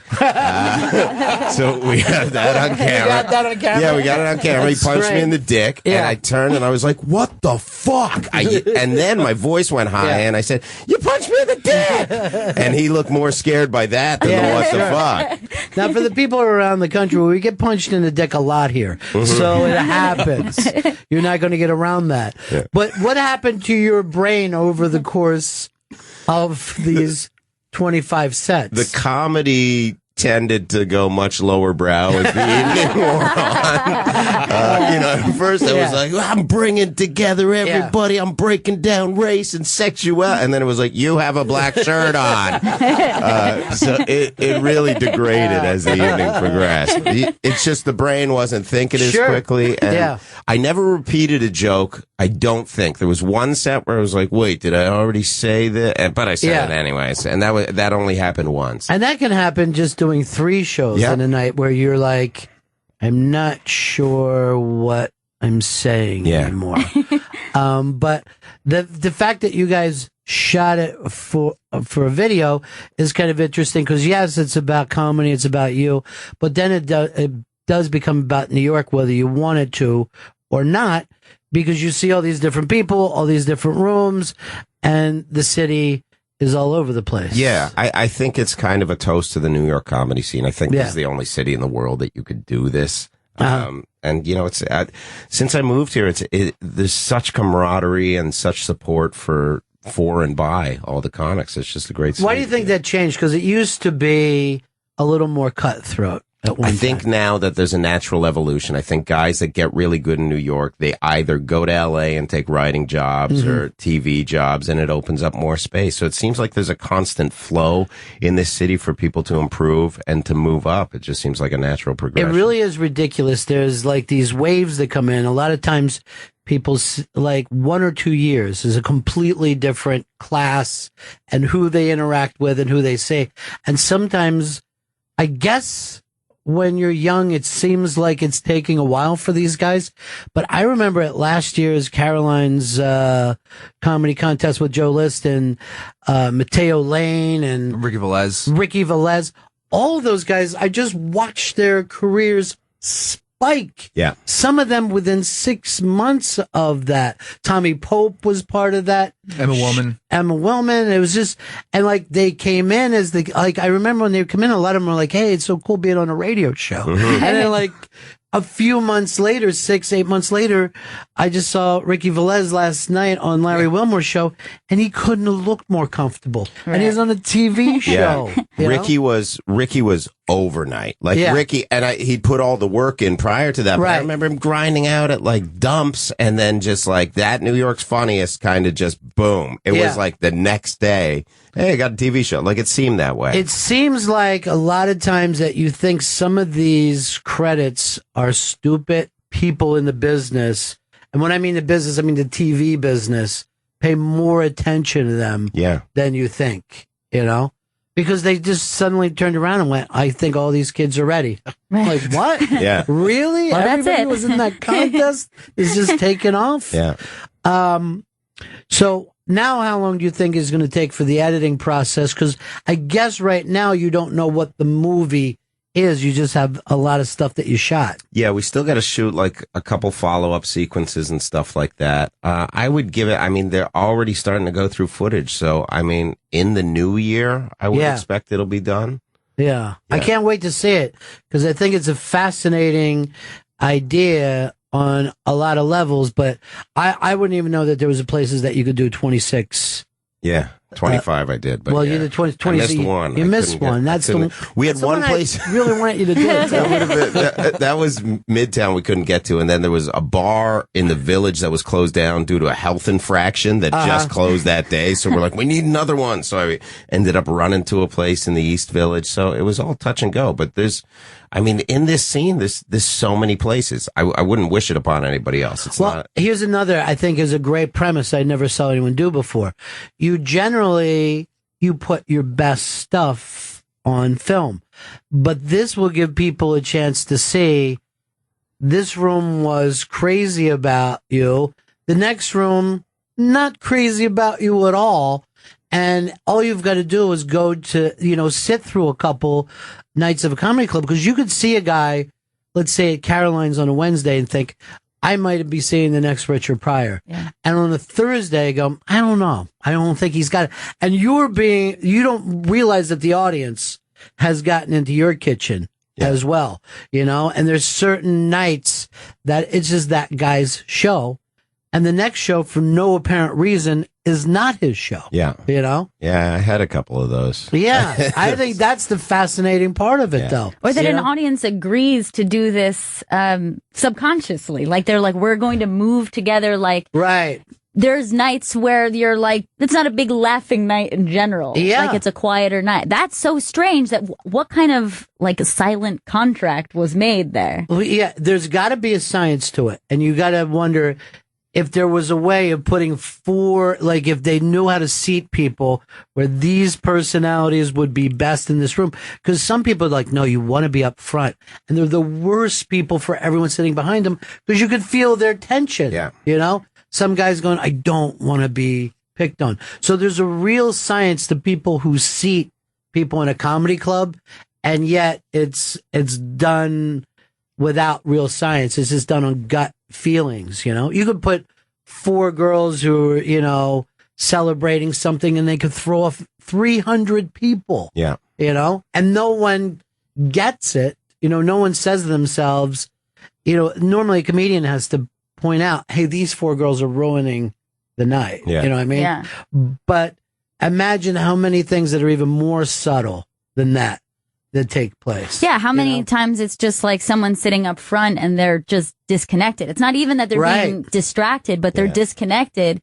And a performer locks eyes with that person and then like, you're done. You're just like, what? What was that? What just happened? You could be at some great shows and you notice that there's always a guy who won't even look at the comic. He's just kind of, you're like, what the fuck is wrong with Those that are the guys that I see as the challenge, though. Yeah. Like, I'll always be like, all right, I got to get something out of this guy. Right. And I go after them. I really try and bring them on board. But see, that's the thing, because you do your act the way you do. But if you do a Seinfeld type act, you're at somewhat of the mercy of that guy. Yeah. You know what I mean? Because you're trying to get to material. And, well, I wonder if I mean, I've felt it in rock and roll shows before where it just felt like it was a great night for this to happen. You know what I mean? Like everybody just connected. And then you see the band again. You're like, you got to see this band. Yeah. They're unfucking believable. And you get there and there's a lot of people standing around and the music's the same. The music's good, but you miss that energy of the crowd. Yeah. You can even sometimes get it in a movie. Like if you've got a couple good laughers in a movie, I think that it makes people laugh out loud when normally maybe if that person was at home and they're watching, they'd just be like, oh yeah, that is pretty funny. Yeah, people get tense in movies, especially with all the shootings these days. Yeah, right. Well, makes things a little tense. All it takes is a little light. You ever do that? Now somebody opens a door and you're like, who the fuck's coming in here? Get down! This guy's a psycho! Yeah. You're not going to be able to hear because 90% of movies are just machine guns going off now. America. You just and then people would say, well, we're sitting ducks in here. I go, aren't we sitting ducks everywhere? Everywhere, yeah. Unless you're in a foxhole. It's one thing, even if you're strapped, you don't have your gun out. Vigilant in the grocery store. Yeah. You keep an eye on the door. I'm going to try to enjoy this movie for a while. But it only takes one person to say that in the audience. Everyone would freak out. I know. Yeah, seriously, that goes, guys. We're all sitting ducks in here. We are. What do you think of it? It's almost like you ever been on a plane with somebody and they'll say, what was that sound? And then all the people around them, like, what? There is. I heard a weird sound. It was like, easy, everybody. Let's fucking calm down. Yeah. If he's losing it, then I'm losing it. Herd mentality kicks in quick in space. I told you I was on a plane with Fez one time and he screamed out, I smell gas. And people all around start to swear that they smell gas. And I was like saying, you don't understand. He's nuts. Yeah. He's got mental problems, and he swears that we're going to die all the time. Well, you just remind me, what was the thing that he yelled when you said the pilot like had the wing up? He screamed out, we got a real cowboy flying this thing. You can see everyone around us tensing, like they're freaking out. Tried to open the door. He got flying wasn't his thing. Well, he didn't do very well up there. Aaron's new book, American Etiquette, Failing Upwardly in a Fox News Nation. It's available now in stores and online, and Aaron will be on Gotham Comedy Live tonight on Access TV at 10 p.m., and he'll be performing at Caroline's Comedy Club Wednesday, October 7th at 7:30 p.m. You know, you wrote the book about Fox, but I can't even remember the last time I put on the other news guys. Like, I don't even know who's on CNN these days and stuff like that. They still got Blitzer. Blitzer's there, the Wolf. Blitzer's still there. Anderson Cooper's still there. Cooper. But haven't they added new guys? Maybe. I don't watch it that much. Yeah. I'll flip back because my girlfriend gets upset where she's like, you're turning into my father. Right. So then I got to watch, all right, I'll watch some MSNBC. And then I'm like, it's the exact same thing, but on the other side. That's all it is. My parents watch Fox News as if it was the only channel. I mean, it's on at 7 o'clock in the morning. It's on all day. And my parents only call it the news. And they're like, did you see on the news? Yeah. And then my dad will say, what's wrong with your mayor up there? He's destroying the city. I go, that we always had tits in Times Square. Relax. Everything's fine. There was a homeless guy the other day. Like, we've had that through it's just entertainment. Relax a little bit. There's 80,000 homeless people in this city. Is that right? I saw the 80,000. stats like 2 weeks ago. That's a small city. Yeah. That's a small city. It's bigger than the towns that most people grew up in. Yeah. And, you know, at one point they would have all just went to Central Park. I mean, there was a time where people went to Central Park and just started building like little places. Lean-tos. Yeah. And they were like, I guess that's one way to do it, but it really doesn't help. Yeah. I can't think of anything more exhausting Than being homeless? Than being homeless. Oh, yeah. When I walk on the city streets for like 15 minutes, I'm like, I'm done. I gotta, Yeah. where's there a public restroom? You gotta, Right. it's impossible to find anything. But isn't it weird, like you really don't even need a home. If you're just in a hotel room, you suddenly feel relaxed. And you're like, what is it about me? I need this little box to just feel okay. We're just den animals. Just give me my den. I'll be fine. Yeah, if I have that, the whole city can go on around me. But I'm just sitting in here with a little shiny box. I think because we're in a city with so many people on top of us that we need that little bit of privacy to feel okay. You need quiet time. Yeah, it's amazing to think. I mean, if you have ever, if anyone would try to do 48 hours on the streets, it's basically like saying, take a 2-month trip to South America. You're going to feel exactly the same way when you get back. Yeah. You're just going to be beat. They do a lot of day sleeping, which is always shocking to me. Like homeless people are always doing a lot of day sleeping. And I'm always thinking, how can you even relax in this moment? Like, there's just like people are screaming all around you. But you know what? At least they know then that if someone grabs them, they're seen. Nighttime, like 4:00 in the morning, must feel crazy. Yeah, scary. Yeah. You wouldn't be able to sleep. You wouldn't be able to do it, I don't think. I like when they all, like, you'll just see somebody in a furniture store. And you're like, what are you doing here? He's not trying out that bed. Yeah. Just checking this out. Using it. He's just sleeping. Deciding if I'm going to buy this. Yeah. I have seen it in hotel lobbies. And then my favorite thing, I was in the farmer's market at Union Square. And there was a thing where you could try wine, and there was a guy who would tape some phone books to his feet and was like, let me just try the red one more time. And they were just giving it to him. And I'm like, this is the fucking classic New York, because he thinks he's fooling everyone. Yeah. Like, maybe I'll be back with some purchases later. This is a very oaky Cabernet. I'm picking up hints of humidity. Aaron, we got to do this more, man. Now that you've been in here, we got to do this more. Thank you so much. But let's also every time bring Meredith back and Tasty Cakes from Philly, just to make everything perfect. Yeah, I guess I've never had a tasty cake. It's something that only Scrapple, hoagies, cheesesteaks, Tasty Cakes.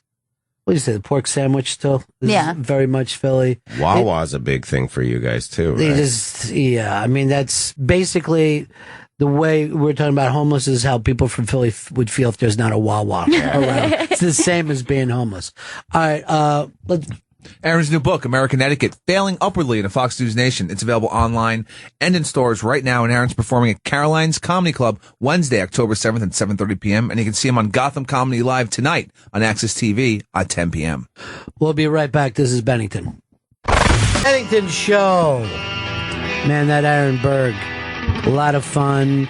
At Aaron Berg Comedy. At Aaron Berg Comedy.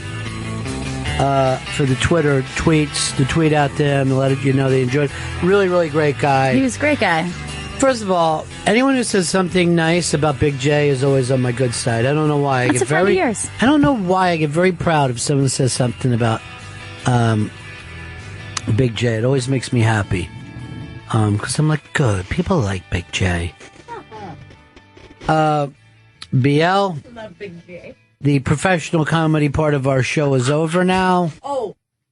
All right, a lot of people are thinking that everybody else missed the quick change city that we live in. You guys missed that reference, but that's from a Bill Murray clown movie. Right. Whereas quick change, how tough it was. All right, Bobby Pantera tweeted this to me. Now, Bobby is the big hit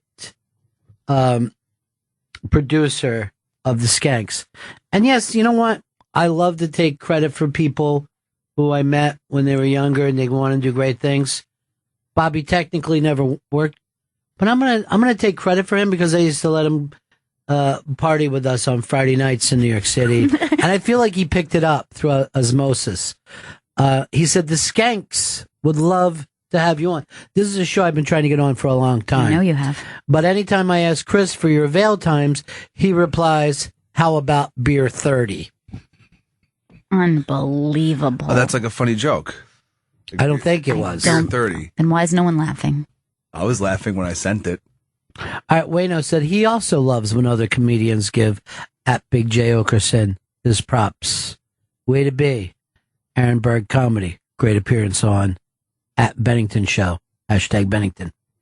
Oh, speaking of which, we're on tomorrow morning on Opie Radio and then again here on Raw Dog Radio. Early bird special. Yeah. Into the double down. Double down, double header, 2 for Fridays, twin cest, I'll just say. Actually, and then there's a replay of the morning show on Opie Radio at 3 p.m. What? Triple down. Get it? Why at 3 p.m.? That is that. I think that was when the Opie. If Opie was on Friday mornings, that's when that replays. This is very exciting. I didn't even know this. So exciting. You guys need some eggs served up? I'm available. Oh, you know what? I'll just say yes to serving eggs because I know you can't. I can whip up anything. You bitch. can't whip up shit. I could whip up a pot roast on your cock right now. The only thing that you could put on my fucking cock is fucking chlamydia. What are you laughing about, Chris? You let her in here. This is your Chlamydia, fuck though. up. Yeah, that's sinful. Why would you laugh when this is your fuck up that you let BL in? It was a funny line. Look, Joey, you know how I said always be ready for Chris's heart attack slash stroke? I've been ready. I also want you to be ready for his murder because what he's done to me today, after I took him to Ghostbusters this week, and let's face it, Chris, you never would have gotten on that fucking set without me. No. Oh, you know what Eastside Dave said to me? What's that? He goes like this. I always noticed that Chris never had the love that I have for you, Mr. B. I go, I didn't even notice that. Really? But he said in terms of love, he loves me a lot more than you ever had. Is that true? Bullshit. That is crazy sober Dave talk. I'm going to, I know, sober Dave is tough to deal with. It's weird. But there was some talk last night, and it looks like if I'm working the phones properly, and I think I am, my next appearance on the ACS show will be a reuniting of me and Dave. Wow. Because I can't get Dave back into this building. Obviously, he can't get me on Riotcast, but there's no way we couldn't have our first sit down in years on Anthony's show. That would be great. Huge.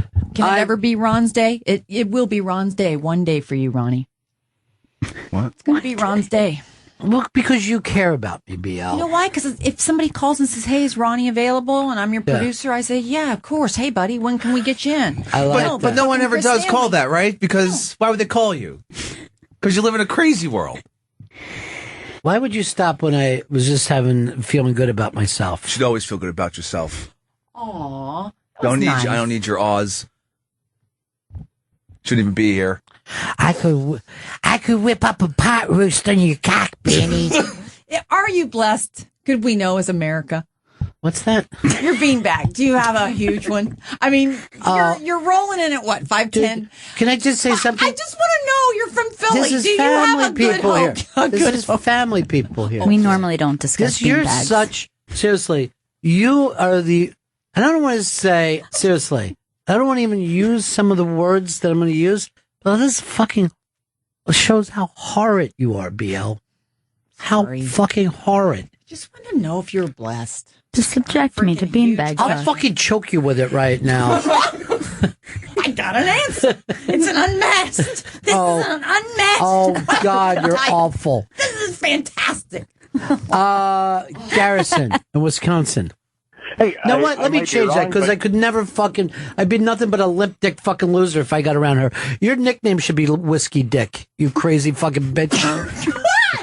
Get on a fucking broom. Seriously, just walk around with a broom between your legs. Don't take it the wrong way, though. I'm bow-legged. It's nice to have that. It's nice to have you here. Quit looking at my cheese tits. I got thrown off because only one nipple is hard. They're always hard.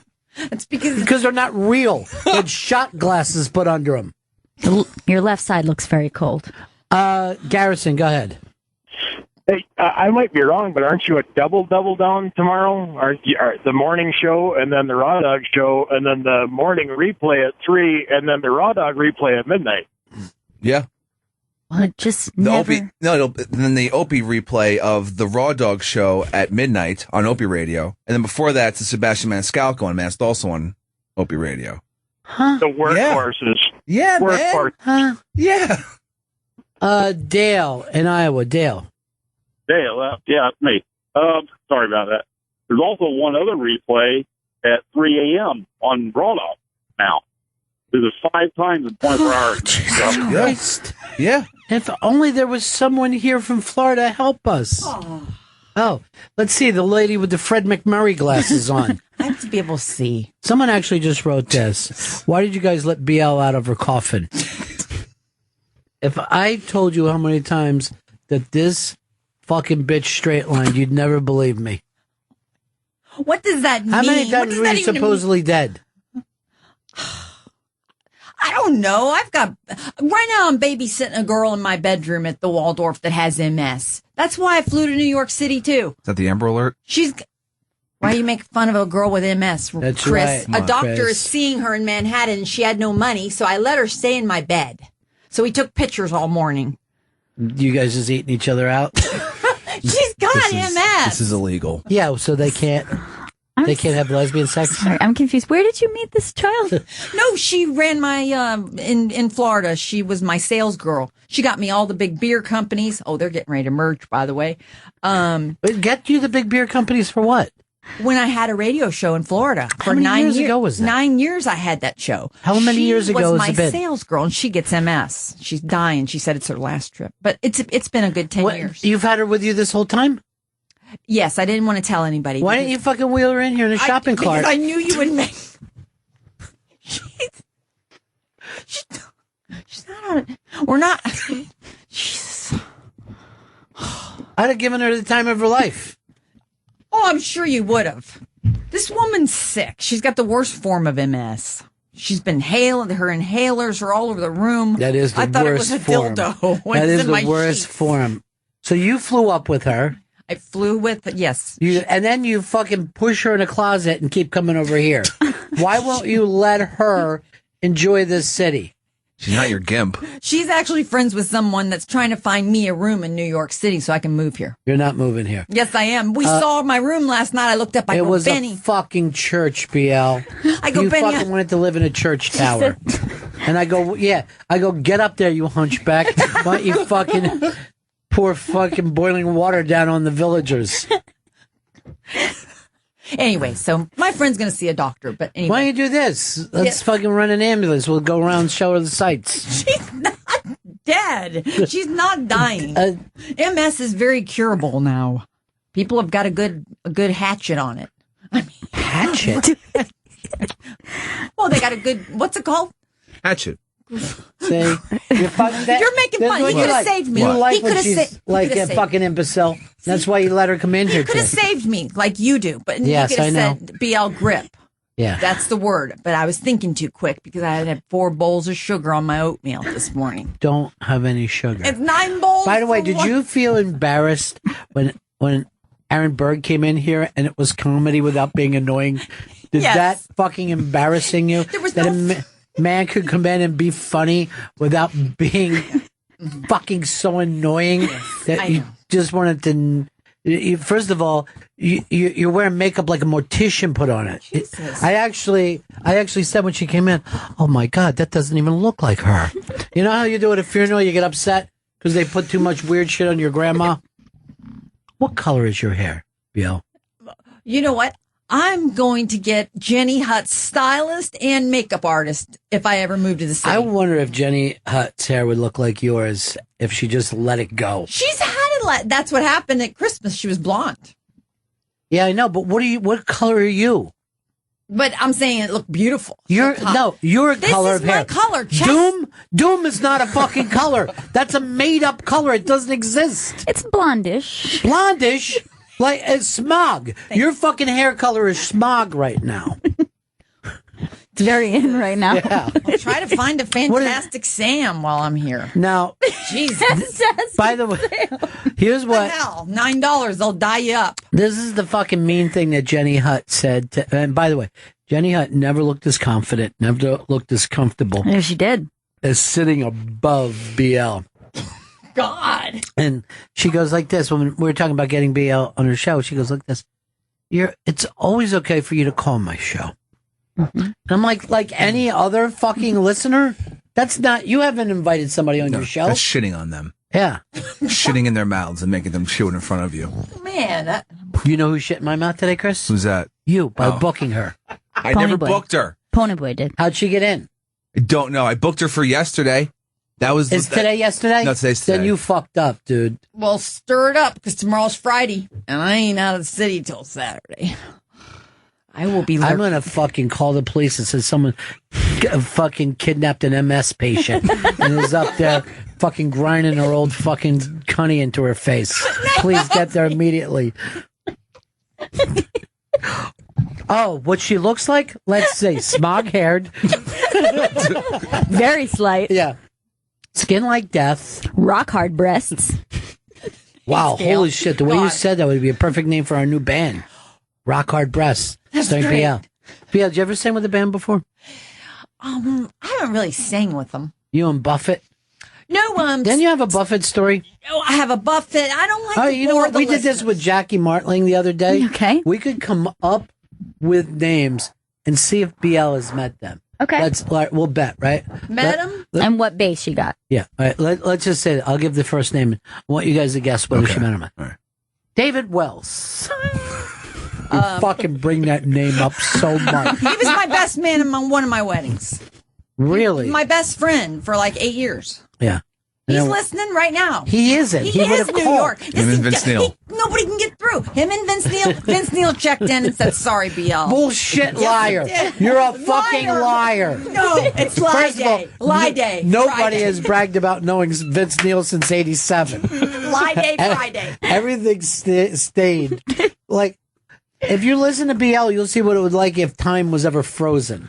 Vince Neil used to call in and do football picks on my show, and he's so obsessed with the Sunday Countdown. He loves football.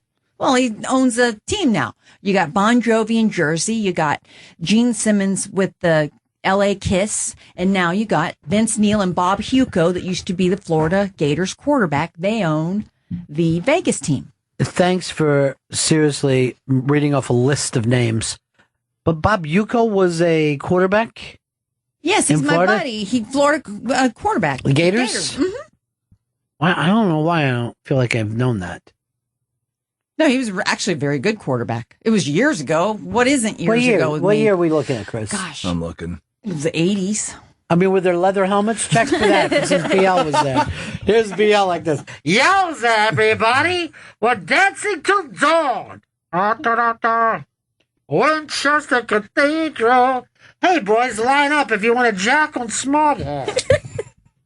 I do have white jizz on my purple shirt. By the way, here's Ignore another it. thing. It's paint. Hard to get out. I heard her talking to some people last night, right? People she's never met before. And I heard BL say, my pubes are like 3 feet long right now. They are. I grew them out in honor of Here was Joplin. my hope last night that either Anthony or Keith the cop would say, please come and do the show, right? Because that was going to be I'm dropping a fucking time bomb on you guys. Like I would think that they would see her at the party, hear a couple funny stories and think, hey, we'll put her on the show. And then I could have fucking watched her just bounce around like Bugs Bunny on my computer screen. But they were having none of it. And I would not go with them anyway because I'm part of Bennington. No, I you're am not at part all. of the Bennington family. First of all, I took your ticket, Stanley. Be quiet with your grunting. You're grunting like a fucking hog over there. First of all, you act like you have loyalty.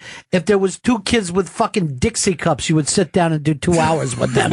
You've never been loyal to anything but a fucking live mic. Well, as long as I'm alive, I work for no one. You haven't been alive since fucking 1993. Now, Pound Bennington is my logo. You mean hashtag? Yeah, that too. Okay. Whatever. Please run her What is out a of here. hashtag? Let's smoke a big fucking bowl of hash right now. I haven't had any since 1978. You're a fucking hash skag. That's what you are right now. Hashtag meatball skags. Little fucked up bitch that night in her ass. 'Cause that's what all he'd do. And touching that pussy there.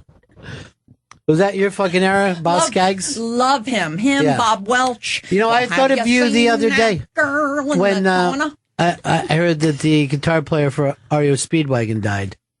And, I don't know those dudes, but I'm sorry to hear that. See, there's somebody she'd never met. No, I'd never met the Speed, but I did. I'm sorry, they've been around for 40 years, never have been referred to as the Speed. Didn't they tune something about tuna? Yeah. Anyway, let's move on from tuna, because I know there's something in your brain with tuna. Fuck you, Benny. Come on, man. Don't say nothing about tuna, pussy. Look, she's making up her own insults. First of all, your pussy's more like the can than the tuna. Like a fucking rusty old can. Go ahead, I'm so glad my mom doesn't have... It's the only prescriber I don't want. It's my mother. I don't know what the fuck you just saying. We need prescribers for BL on Bennington. We need new prescribers. All the prescribers out there. Pay for this. Pay for this piece of old shit. All right, please calm the fuck down. I'm not getting a job. Calm all Maybe the you need to go interns get her a down. sleepy tea. No. Should I go get her? No sleepy tea. I had something to say. What is it? I forgot. Yeah. We're on the whole Just relax, BL. After the show, I'm going to take you out to get your knees replaced. No, you don't understand what I just did about 2 weeks ago. Okay. Yeah. I'm driving down the road in Florida, hot sunny day. All of a sudden, you know when you see a motorcycle and it's down and you see the last bit of smoke that's gone up? I saved a guy. He laid there and I held his hand and I sang in his ear and he died on me. I didn't tell you about it. His Harley went down and all these a-holes walk up. I'm like, would everybody give this guy some air, please? I'm not a paramedic.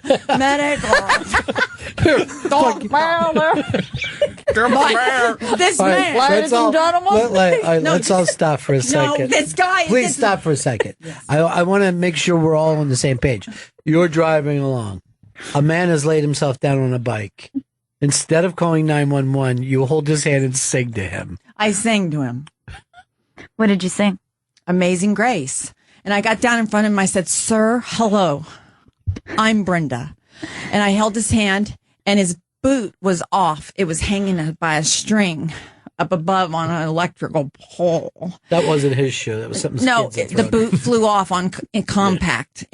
Compact when you hit it hard. Yeah, on compact. Sure. But anyway, an 18-wheeler grocery store person, I'm not going to say the right name of the store, but he was breaking down those 18 gears, right? Yeah. Turning in. Well, the Harley tried to hot dog himself around and took the handlebars around, cut his jugular vein open. So he went down. I was the first car on the scene. See, I don't tell you this stuff, Benny, because you can't take the stress.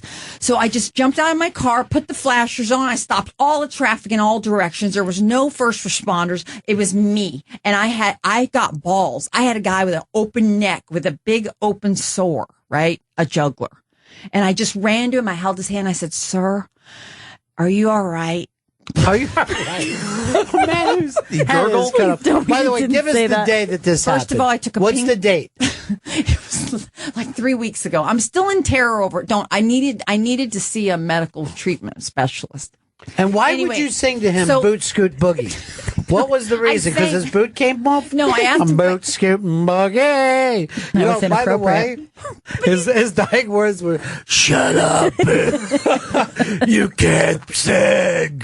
I sang the Lord's Prayer to him. You sang? Why would you sing to the what Lord's tune? Amazing Grace. That's not the Lord's Prayer. How sweet that saved a wretch like me. And I sang, I go, do Wait, you mind hold if I on. sing, Hold on, sir? let's hear. And he's like, I go, squeeze for Hold one, on. say no for two. And he squeezed one. I sang. Amazing grace that saved a slut like me. I once suck cock while I worked the balls. Stay awake! Stay awake! Brenda's singing to you, buddy. I said, stay with me, buddy. And he said, can you imagine? He did gurgle, and then the first responders showed up, and they said, you did a great job. And I cried, and I hugged him. I gave him a kiss, and that was it. The dead guy? He's gone. He was gone. His little boot. He had one, and I put a pink blanket over his head, and I cussed out all the people on the street. I said, "Get away, mother effers! Give the guy some air." Here's all the give the dead man some air. Now, could you imagine, like, you're laying there, you're fucking jugglers, and you're like, "Why is Annie Oakley taking me to heaven?" What the fuck? Yeah, he probably felt like the movie Ghost, like the shadow people had come out to drag him down into hell. You want a sweetheart like me if you're taking your last breath. Okay? Don't you worry about a thing. I'm going to sing you the Lord prayer, okay? I do like that you asked him, are you okay? Squeeze once. I squeezed once, squeezed twice. Are you okay? Yes. Oh, I don't think so, honey. You fucking jugglers ripped up. We're making fun of a deceased man. Stanley, did you find the article? I'm fine. Where was it in Florida? It was on Belcher. Some Tampa. Tampa. Go to Tampa Tribune. I don't know the man's name. He's deceased. Yes, they take your name away from you immediately. Is Lakeland anywhere near Tampa? No, fucking Tampa. Is a place. I'm looking when I searched for Is Tampa. this a lie? This is a fucking lie. Look, It's not Lie Day Friday. Here's That's what tomorrow. happened. BL's walking down the streets of Tampa. Someone's farted. She sings and thinks this whole thing happened. Would you like me to sing into your ass, honey? I'll sing into the can. I love saving people. I married a 100-year-old. I Honey, have one time an MS girl on her last trip to New York to claim she's dying, and I saved this man on a Harley. And you know, all these people had said, the 20 people that gathered around the man on the Harley to wrap this up, you know what they looked at? These two rednecks walk up. Not that they're bad, because that's what I am. They go, that's the most beautiful bike I've ever seen. It was this burgundy, like rhymes with Barley Davidson, right? It was that black cherry. Beautiful. Did you ever find? No, there's been three. No. Oh yeah, I know. There's been 3 accidents in Florida in the last month. I've been reported on. Nothing about your bullshit The lie. accident was when you got a dick stuck in there. Yeah, just stop I'm out. it. Correct. Had to come out. Now, Your why mother's wouldn't woos. why wouldn't the Tampa Bay Times fucking report that a man was killed on a Harley? That would be a big story. There are tons of Harleys and crotch rockets that go down all the time. And all of them are reported when a man dies. All of them. This story is another fucking BL lunacy lie. Whatever. It was a grocery truck. That guy stayed in his seat. He wouldn't get out and help me. I had to put the meat on the seat or the feet on the street. This poor guy had a boot. That's how the impact was. Right. The It's weird that you honed in All on right, the hold boot. on. We got a paramedic who wants to back up BL here. Yes, go ahead, Andrew. Hey guys, I'm a paramedic here in Pinellas County, and if it was on Belcher Road, which is what she's saying, my partner ran a very similar, and I feel it's the exact same call a couple weeks ago. Was it a grocery store that rhymes with Publix? Very well, yes, it is. I was the first person to hold his hand, and I had to get out of the way because the first responders, you can't hang around. You got to let the guys do their work. Did your friend say that when he arrived on the scene, Skeletor was there hanging over top of a poor man? All right, so that would be. It's not in Tampa. It's on the other side. It would be. It's more Clearwater Beach, Largo, or Clearwater Beach. Why you said Tampa? Yeah, it's Pinellas County, and he did not call her Skeletor, but I did hear a story describing her and what she had done before they got there. What did he say? he thought they were saying that number one is very nice, but at the same time they were like, I think she was fucking singing to him when we pulled up. It was the weirdest shit I've ever seen. Oh, thank you for backing You me could up. seriously be arrested right now on some kind of fucking thing. Well, first of all, you can't pull over in the middle of the road and do anything to stop no matter what. That you. Oh, you no, can she get it. she did the right thing. It was, she did what she could. She went through his pockets, Andrew. Well, He had his wedding that part's band on her, but He had his wedding band on. He has a wife somewhere. I honestly think if maybe you would have tried to stop the bleeding, BL, he'd be alive today. And I love the fact he goes, how weird. We get there, and this guy's and someone is just singing over him. Did you guys ever see that Robert Duvall movie where he plays the preacher and he comes up and The there's been Apostle. a car accident and he's just like preaching to the person? Yeah. And it's an amazingly strange, powerful scene, and the paramedics try to get away from him. He goes, "We just sent a soul to heaven today. That's what BL believes that she did. I You're did the do it. fucking apostle right Well. now. You're crazy old Robert Duvall running around pushing your religious fucking superstitions on poor accident victims." Look, if I get ran over in New York City, the first thing I want is a stranger to just walk up and say, "Squeeze once or squeeze twice. May I Oh. pray with you?" But I I don't would- even care if a Jewish man does it. Here's what I would do. Black, if you were, white. If you were fucking smashed on the street, I would come over and I would hover over you and I'd go, BL, I'm going to sing to you, honey.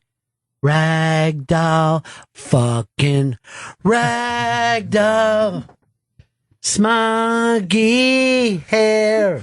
You know what? We're making fun of death. And you know what? You never know what you're capable of till you drive upon the scene. And that's really sad. And you'll know that it's your day to help somebody out. And you'll feel it. Thank All you. of you. Hey, thank you, Gator Lady. I appreciate your wisdom. And you're right. This would make a lovely handbag. Stanley would fucking mow. Oh, yeah, he would would. mow right over the fucker. He would. That's He'd How? Pony Boy's back. He'd be like, "Get out of here! I gotta get to the Hard Rock. Hey, Get out of my way." Love going to the Hard Rock. Have you? Gotta go there all the time. Why are you always driving to the Hard Rock? The apps. He loves the apps. Delicious. Have you ever seen him get it pwned as much as he has the last 2 days? This is the most pwned you've ever been, Stan. It's not pwnage when it comes from a crazy person who's just screaming lies the entire time. It still is pwning. Not at all. Joey, what's up? What's up, Ronnie B? Hey. When did this crazy chick BL become Sandy Kane? She sounds like her. Can I tell you something? Sandy Kane seems like she dropped out of BL's cervix. Oh my God, what happened? This boost tastes like a candy cane, bitch, sir. If you're going to be calling in, say something proper. Be respectful. New York loves me. They love me. I love them. That's right, bitch, sir. Nice, Gail. Yeah. Very. By the way, Gail was furious that Blowhard fucked with you yesterday. But you said you held your tongue. I held my tongue. What does he mean, the caller, that guy? No, He BL. said- what did I say? Go ahead. What do you say about me? Well, BL thought that it's funner when I tease you because she thinks that I love you, where Blowhard really was trying to hurt your feelings. And Yeah. the thing is, he does represent all the listeners. He said I had a filthy mouth. I was a little whore. Yeah. All these mean things. Stuff I say in bed. Oh, you're a dirty talker, Yes, that's all I love. I don't like anal. I don't like threesomes. I don't eat woos. But I love to tell you, fuck that pussy, fuck that, you know, that kind of stuff. But it's only in bed, and it's on the third month. I know in bed. Should only be in bed. I don't put out. You don't say that at the Yeah. library, I understand. No, you don't say it now. What is the dirtiest thing that you've said in bed, BL? I'm not saying Yeah. that. What do you say? Suck that cock. Go ahead, honey. Reach down there and suck that old gray cock. No. Jizz on my titties, except a little different. What do you say instead of just Jizz on my titties, but really like Splooge. just all over me and rub it really good. because your skin is so dry? For the moisture alone. Give me some lubricant. Serious. Some white chocolate. Yummy. I truly do have a very beautiful crotch. Is this more dirty talk, BL? This is horrible. Yeah. I'm not going to be able to get a You know job what? By the way, I'm not going going to be able to give a blowjob in Times Square after I'm done with this. I know that you think that it's beautiful, but there is not, to me, it's like an old ham that's been left in the desert for fucking 3 weeks. Maggots everywhere. All right, What? Chris. What? Maggots, come on. What the fuck is wrong with you? No, I don't know why you pick book on her like that. for a week. I booked her for a single day. You asked her to come here. No, though. I didn't. It was your idea. And you just mowed right over Benny's joke, Chris. Thank you, dude. You didn't let the Thank joke you. breathe. Thank you. By the way, Disrespectful, you piece of shit. You're the disrespectful one. that's his idea of a joke. Tagging someone else's already fucking lovely joke with adding something that actually goes too far and gets disgusting. So the laughs turn to a groan. Yep. Joey, let me know when you think you're ready to executive produce. Just let me know when. Just say this. You just Ron, today is when you say today's the day, I'll put fucking 2 in the back of this old mare's fucking head. She ain't like she used to be. No, she ain't. Pony boy. Stay drunk, pony boy. done. Seize upon the joint that's in your hand. Poor fuck. Oh, that fucking movie, huh? Pony boy. Fucking, here's the weird thing. Why is he the only one standing at the end? He's fucking sitting around with a bunch of dead friends like he was in Platoon. No, jeez. How about some of your good luck fucking rubs off on others? Love that Cherry Valance, though. Yeah, she's something else. Even to this day, I still love Cherry Valance in that movie. That sounds like a stripper I knew back in Texas. She used to fly into talk to some Chinese Where is guy. this? Back in West Texas when you were fucking moving cattle down to old Mexico across the Rio Grande? No, she'd fly in and make 10 stacks, and then she'd fly back to Florida. You go Texas and Florida's really Why don't you big tell for your strippers. fucking flathead story about our friends? About our friends JW. Because you know why I feel bad about that? I sent her on that gig, remember? Yes. Because they were going to pay big money for her. Would you set the story up so we do it right? All right. So Flathead is all of our friends, right? So there was a girl who worked for us. Flat says like, "Oh, I got a gig for her. Yeah. Pays a lot of money." I'm like, "Flat, what does she have to do? Nothing. Just you guys promote it. She go down there. This is a beautiful girl. She's doing very well now. Yes. She married well. She's a good mother. Yeah. I mean, she did everything right. So I sent her down to this fucking club. And then she comes back and says, Flats and his old creepy friends are never going to go there again. I jumped out of a window and ran away. I fucking called Flat. I go, "What the fuck are you doing, dude? What happened down there?" He goes, "Absolutely nothing. She gacked a little bit and didn't know how to handle it and fucking ran off into the night." That's all I heard. Right. So I go back to BL and her, and they're like, "No, just forget about it, man. Just forget about it. Things happen. Nobody knows what's happening." All right. So now tell me the story you told me last night. Last night, you and I are walking down 49th and 53rd. Yes, we were on 2 different blocks. How did you do it? It's amazing. Whatever.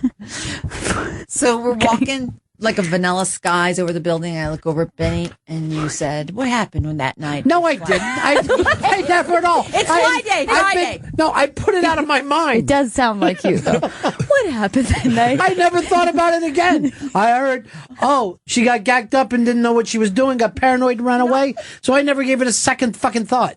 That's the weird part. Okay, the girl who used to be part of my show, one of them. Why would you even get that fucking close? Oh, doesn't matter. Okay, doesn't matter. It's this chick. So anyway, so just like Ron said, we get there, and you weren't there. There isn't any we if you were there. She wasn't with Flathead. That's the problem. She wasn't with you. Exactly. He ran a batch and jizzed all over her freaking window and scared her to death. So she saw it fly like a gnat. Like a gnat. Where was like she at this time? So fucking lost. It was like some sort of hotel where it was level, but it was outside. Probably like a walk-in. I don't know, like a roadway. Yeah, walk-in. It's a walk-in clinic. That's where this fucking First crazy of all, story. you had me set it up and then you jumped to the end. So what you're saying, she went back to her hotel And then she looks up in the window. Yes. And Flats is coming all over the window. Thank you. I wanted someone to say it. I couldn't. Well, you couldn't had no explain problem it, but you saying kind of said at it. 49th and 53rd. So I'm like, what the fuck? I'm upset again after all these years. Yeah. And I'm going, why wouldn't you have told me this when he said she just got gacked? But now, because I've heard so many crazy stories from BL, I don't know what the fuck to believe. Who knows? I mean, and why would he jack all over a fucking window? Why would he just open the window and go in? When you've done 4 8-balls by yourself, you jack off on. But I hadn't heard that he was by himself. I heard there was a bunch of, as we put it at the time, creepy old men. All I know, I don't know much about the trip, and it's allegedly that whole thing, and it's all in my opinion. That's all I can tell you. You told me that you and Flats discussed it, and he said he admitted to it. He didn't get that graphic about it, but he You alleged. told me He that is alleged. exactly Why what don't you he call told. him and ask him, hey, Flats, did you whack? I don't know, because he's an adult now and he's working. Big time. Yeah. And now he has you fucking doing stories like this about him. Well, I feel bad, but it teaches guys and He girls. said that you saw more weekends than weekends. That's a quote. Thanks, Gail. All right. A guy wrote that motorcycle story happened in March of 2011. Is that right? Was this March of 2011? Yeah. You told me just 3 said weeks 3 ago. weeks I ago. meant 3 years ago. You said 3 weeks. That's why That'd he be couldn't 4 find the years ago. story. This He's asshole looking can't for find it. news. All I know is there was a cross there, and it was first name was Gary. And it was flowers from a baby. I almost kicked a baby in Times Square today. I got Just lost, stop, and just some stop, baby and their just mother stop, almost. just I've never stop, beat a BL. baby's ass. Stop, BL. You're fucking off. I don't condone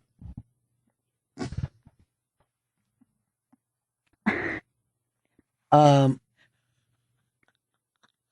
That's fucking crazy. Everything about you is crazy. Tommy in Miami. Hey, Ronnie. Hey, buddy. This is Halby, Halby. I don't remember that. Of course I remember you. You were a member of the finest down there. As far as the police department. Yeah. And I just can't believe you're great, man. It's been a long time, and I just wanted to say hi. And back in '92, and I want to tell your audience that you did one hell of a job for us when my partner had leukemia, and you did the MC at Dorfman's old club there. Sure. Davey. Yeah. And I just want to tell the crowd that if they don't know you that well like I do, you're one hell of a good guy, man. I appreciate all you did. Well, you also finished this and said that it happened at gunpoint and threat of arrest. So, of course, I was happy to go and do it. It was great, man. I saw you especially not when long in New York, too, after 9/11. You were up. Yes. As a Yeah. matter of fact, we came up there, me and Zuck, you let us into the Yeah. studio, and I told you the story about De Niro and everything. I thought it was pretty cool. It's good. It's good to hear from you, my friend.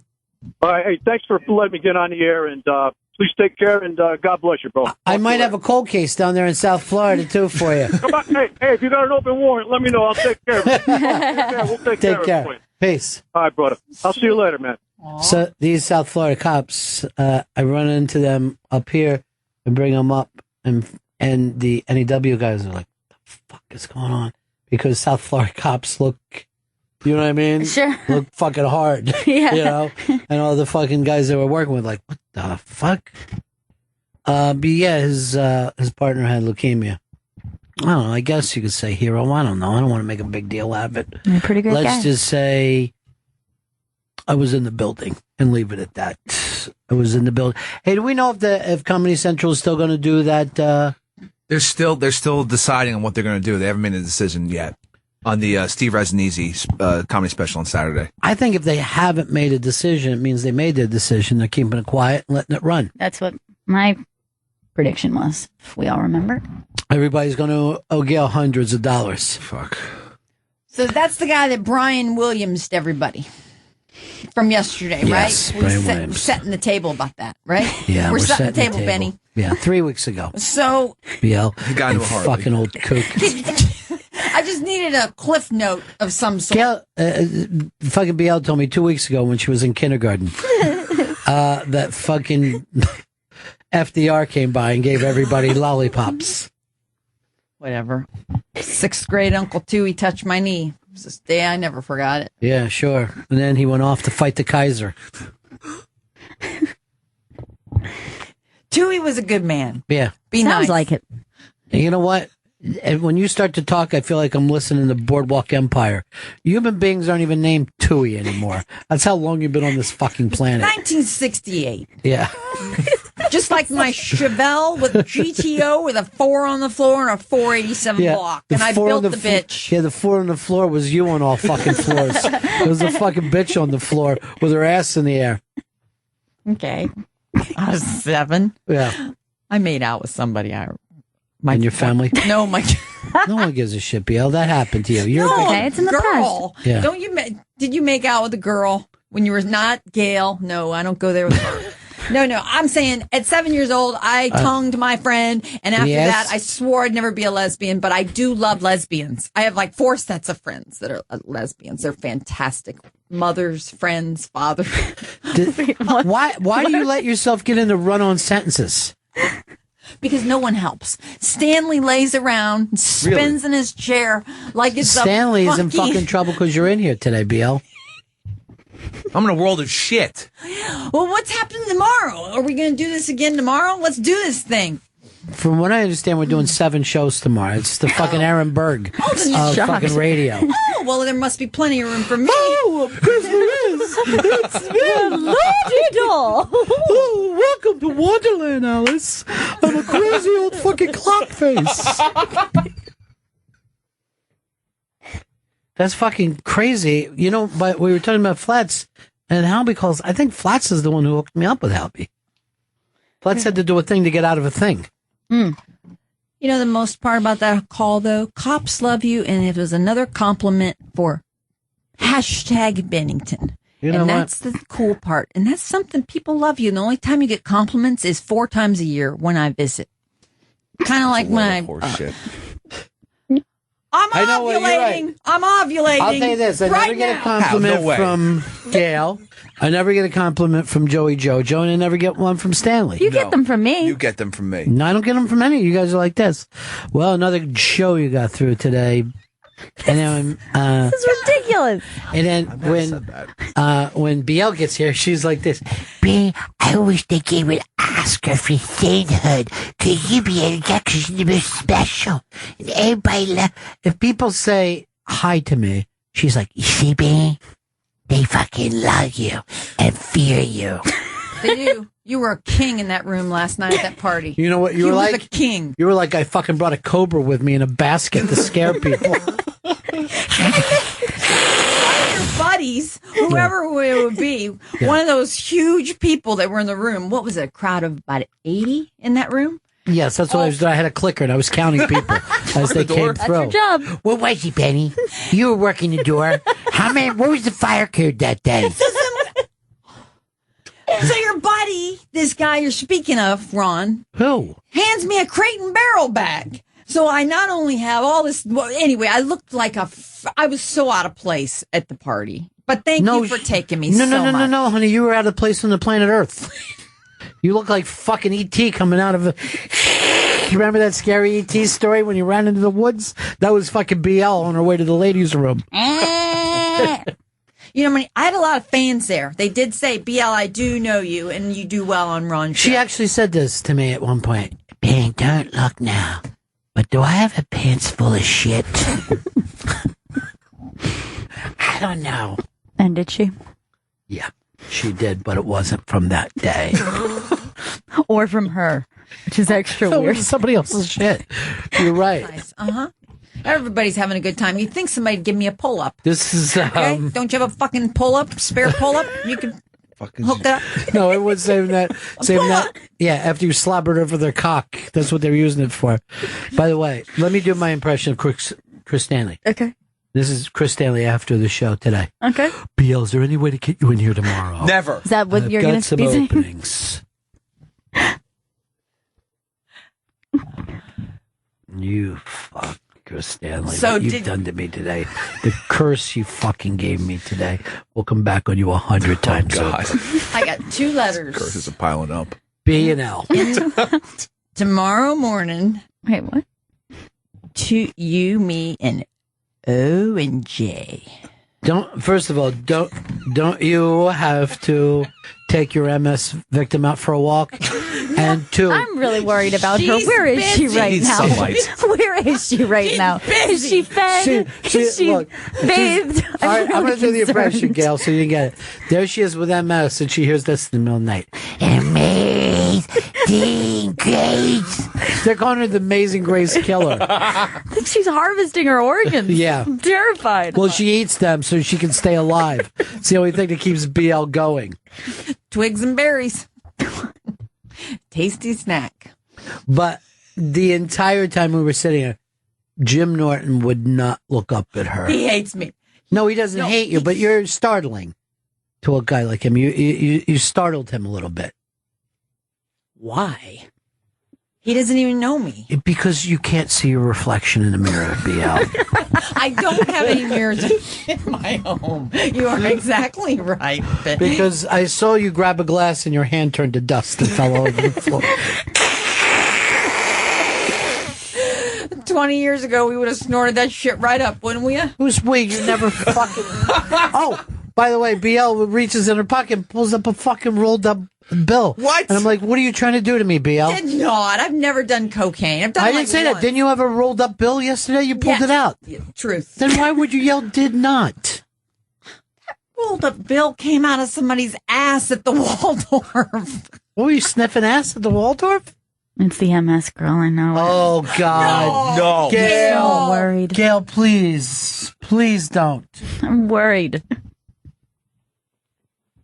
I'm worried about the future of this show after my performance. That's going to be Stanley's problem to deal with. Yeah, it's all on you, buddy. Everything will be dealt with accordingly. Fucking Dave, as much as Dave likes freaks, wasn't interested in her. He hates me. Really? He hate me. Yeah.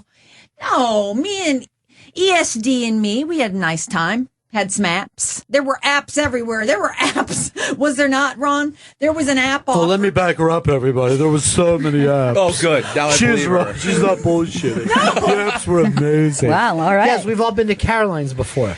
That was the most beautiful place I think I've ever been. Sexy. Felt like Dean Martin was going to walk right out. Like Sinatra, and they were all going to do Dean and Sammy and Liza. Yeah. Live. Amazing Grace. It's hot in here. Yeah. Get me out of here. You know what's really weird about this whole show setup? You're on it? After pretty weird. yesterday's show, Gail and Ron, not you, Chris, you bail. You get out Yeah. quick. No. He just leaves. Kidding. Phone calls. Busy. You just looked at each other, and I saw you look at Gail, and you go, oh, Jesus Christ, she exhausts me. Yeah. And it wasn't anything mean. You just had to, like, lay your head back under a tree on this beautiful New York day. Let You me. know how you were curled up under that tree yesterday found after the show? So we're nice sitting in the Jew. park having a fucking smoke, right? And we're all sitting with those little chairs that we have. Yeah. BL said that she was too weird to sit down, and so she crouched down, and I could only just say as a frog would do, as it's about ready to sleep in front of us. I'm like, It was- BL, why don't you sit down? There were also about 5 other chairs available. And what did she say when I asked her if she'd sit down? She said Do it she, in BL voice. she said, Benny, I've been locked away for 7 years. I don't know how to be a normal person anymore, Benny. That was brilliant. Now, Gail, that was now, now, I'm going to tell you this. So this morning, I am talking to fucking Chris Stanley, sitting in the same area, and I'm telling him who's there last night and stuff like that. At the top of his lungs, he yells, Rick Delgado! Holy fuck! And a guy who's a listener is just like, what? What? And like, he just, like, he didn't know who was sitting next to him, but as soon as he heard something screamed out, Yeah. and I'm like, dude, you're on the fucking radio. Just chill. And then I actually said to him, I go, if you were BL, I'd fucking ride you about this. You are, like, you're Yeah. looking at your own fucking future. That's fucking nuts. You guys are kind of like twins. The only Twinnies. difference is she gets laughs. That is true. But you're one and the same. I don't say it. I really do. Imagine you with some talent. Oh, okay. I can't. And you weren't afraid to go to Ant's party. I wasn't afraid to go to Ant's party. I caught on to it, so did Dave. Okay. Dave says you're afraid of people and afraid of your peers. Not at all. And he says he has to do all the talking for you guys. He does a lot of the talking, yes. Boy, he's coming up with some funny fucking responses, isn't he? You see how you're not BL now, showstopper? Joey, how much money to sleep with BL? Don't even think about it. Just say it. Okay, well, money's not an issue for me. That is true. I forgot that. I would have to say quadruple $billion. Oh. I'm just Why kidding. wouldn't you just said fucking $10 and made her feel good about it? I was going to say $8. What is your heritage, Joey? Puerto Rican, Swedish, and Dutch. Oh, I like that. Thank you. He comes from a long line of rape because there's no reason those people should have been together. It was out of love. Sweetheart. Where'd your parents meet? Chicago. What, jazz club or blues? And my dad came in as like a social worker to my mom's neighborhood, and she was a little hood rat Puerto Rican, and he saved This is her. really sad. So he took home a Puerto Rican child, made her pregnant, and you were born. Yeah, pretty much how it goes. Yeah, and they were wedded. God, that's dark. Yeah, that's ugly. I personally love it. I think this kid has a future here. I mean, seriously, you want to watch him run some pipes and run that room in there? All right, this was sent today. I told BL that I remember meeting her at the Florentine Unmasked, and she said, "See that? I get recognized." That's what happens when you're on Bangton. Bangton. Even fucking Stanley stole that from her. He Bullshit. did. You did steal that. I Hell did no. that 4 shows ago. I called him Bangton. That's true. I was nervous. I couldn't say his name. And Ron even went into a bit and said, "This woman has never known my name. She Not true. can't say it." James in Oklahoma.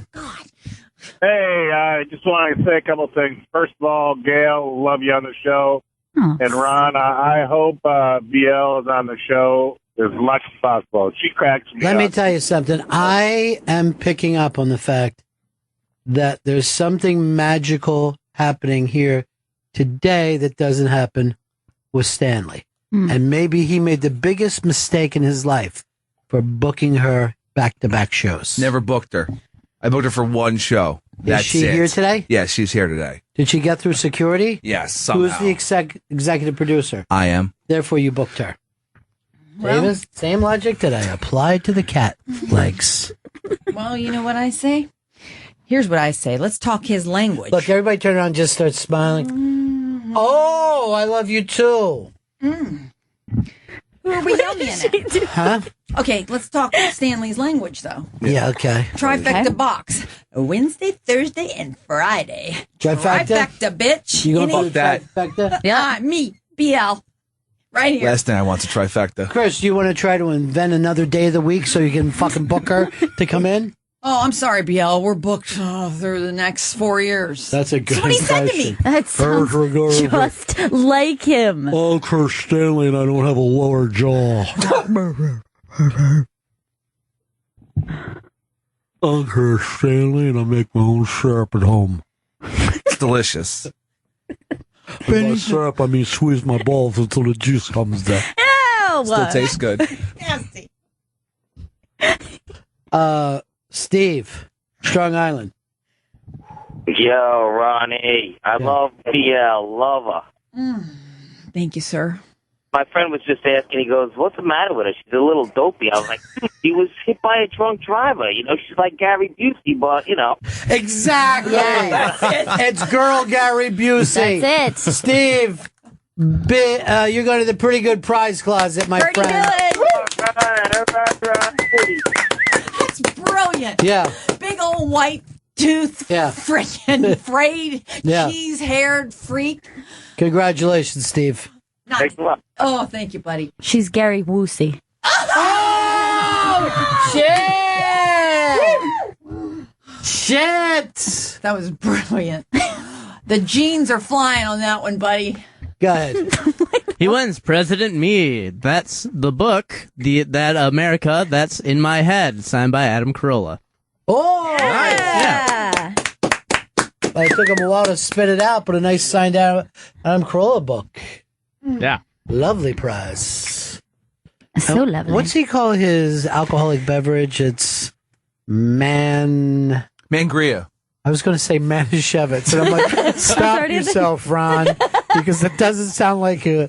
Yeah, it's Mangria, and I caught him on some bar rescue.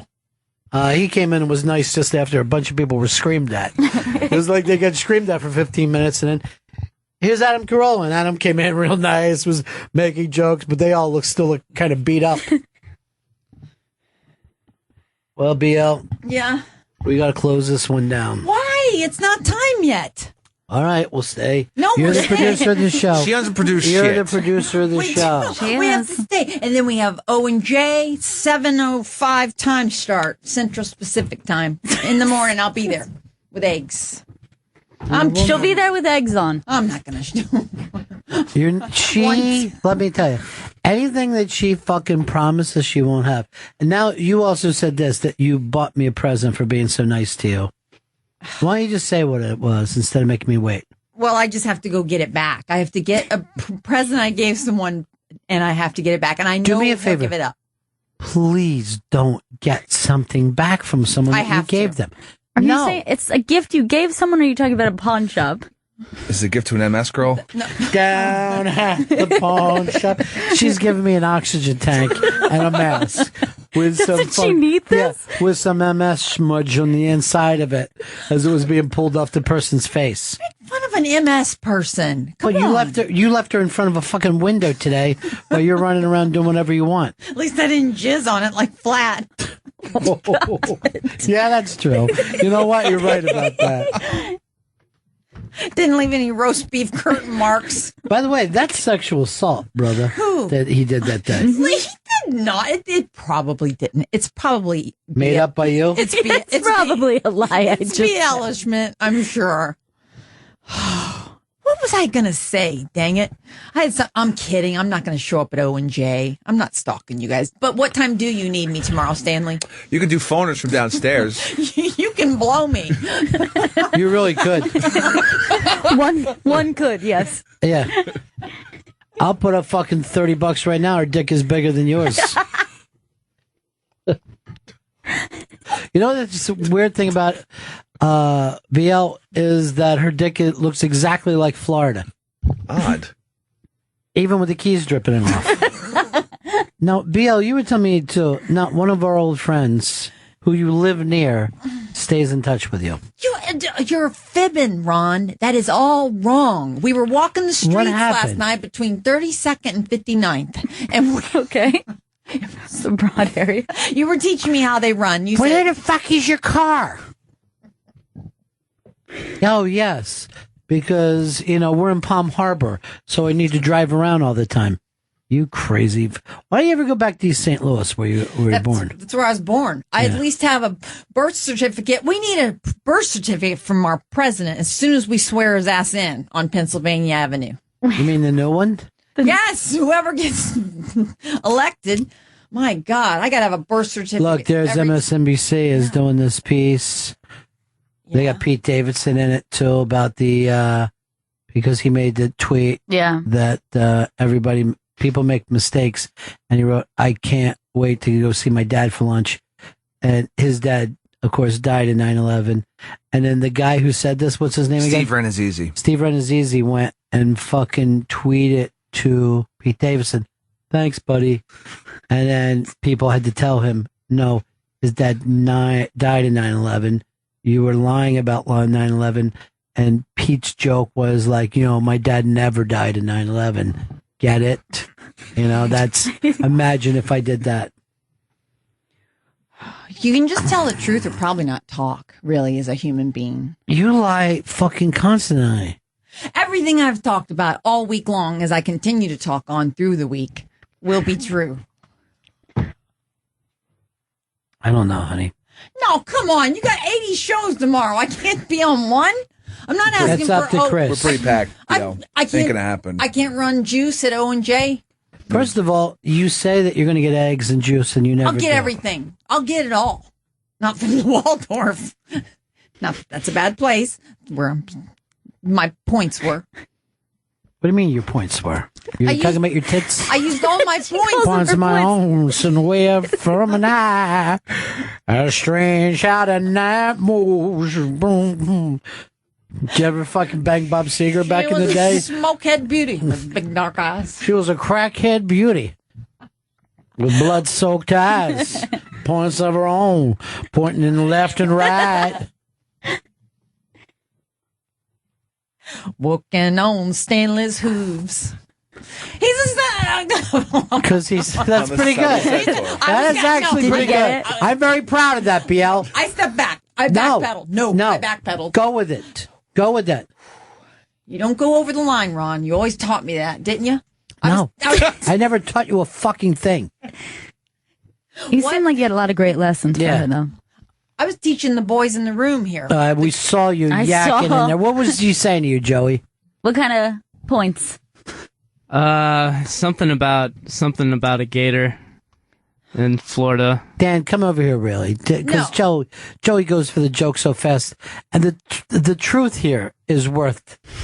I told Joey. Yeah. No, Dan was busy. He's been working the phones. He's working all the video and things. So he didn't really. I was video. mostly given the editing a video back the Jewish kid is the one I was speaking to. Right. Which one is that? Joey. No, he's Puerto Rican. They're all Puerto Rican there. Whatever. Every one of them is a Puerto Rican. They're people. They're Right. nice people.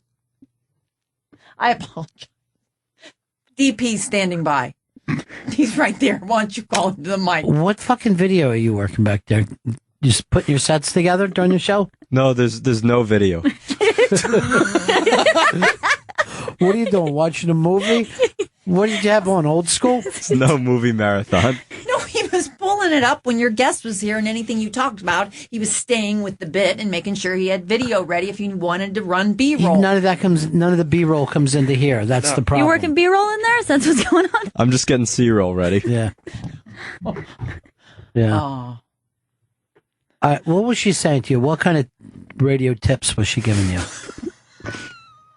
Tips from the tips. Why won't they speak? I don't know. They're not speak. Tell the truth. What I told you. She was saying like keep high energy. Make sure you have a lot of energy. Neither one of you guys have ever. First of all, you're wearing matching gay fucking jackets. Why are you wearing matching gray sweaters right now? Look like you guys slept over in each other's asses. It's a sleepover. They're so cute. They're so intimidated. These kids aren't afraid to talk except for when you're here. They're shell-shocked right now in your presence. You're a very intimidating woman. It's a very good way of putting it. Yeah. Not everybody's ready when the specter of death shows up. I was in that. Is it my time? Yeah. The ghost of fucking Christmas future.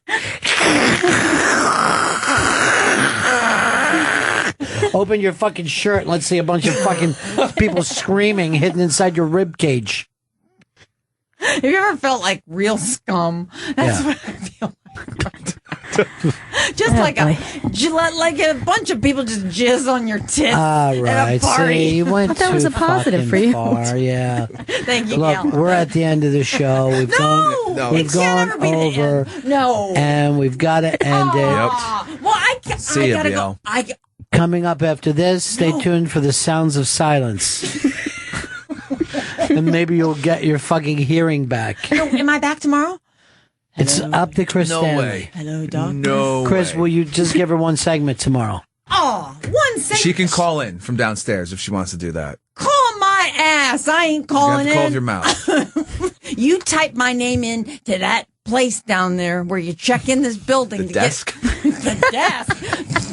Are you kidding me? Fort Knox. You can't get in here without you, Chris. Will you do it, Chris? Will you let her in? No Dig your way. hooves in. Dig deep. That doesn't help. Run for me, baby. Get your little knees and go. You can call. You can call from your hotel room. Wouldn't that be nice? All right, that's it for us. See you guys this time tomorrow, and then we'll see you all again in 1974.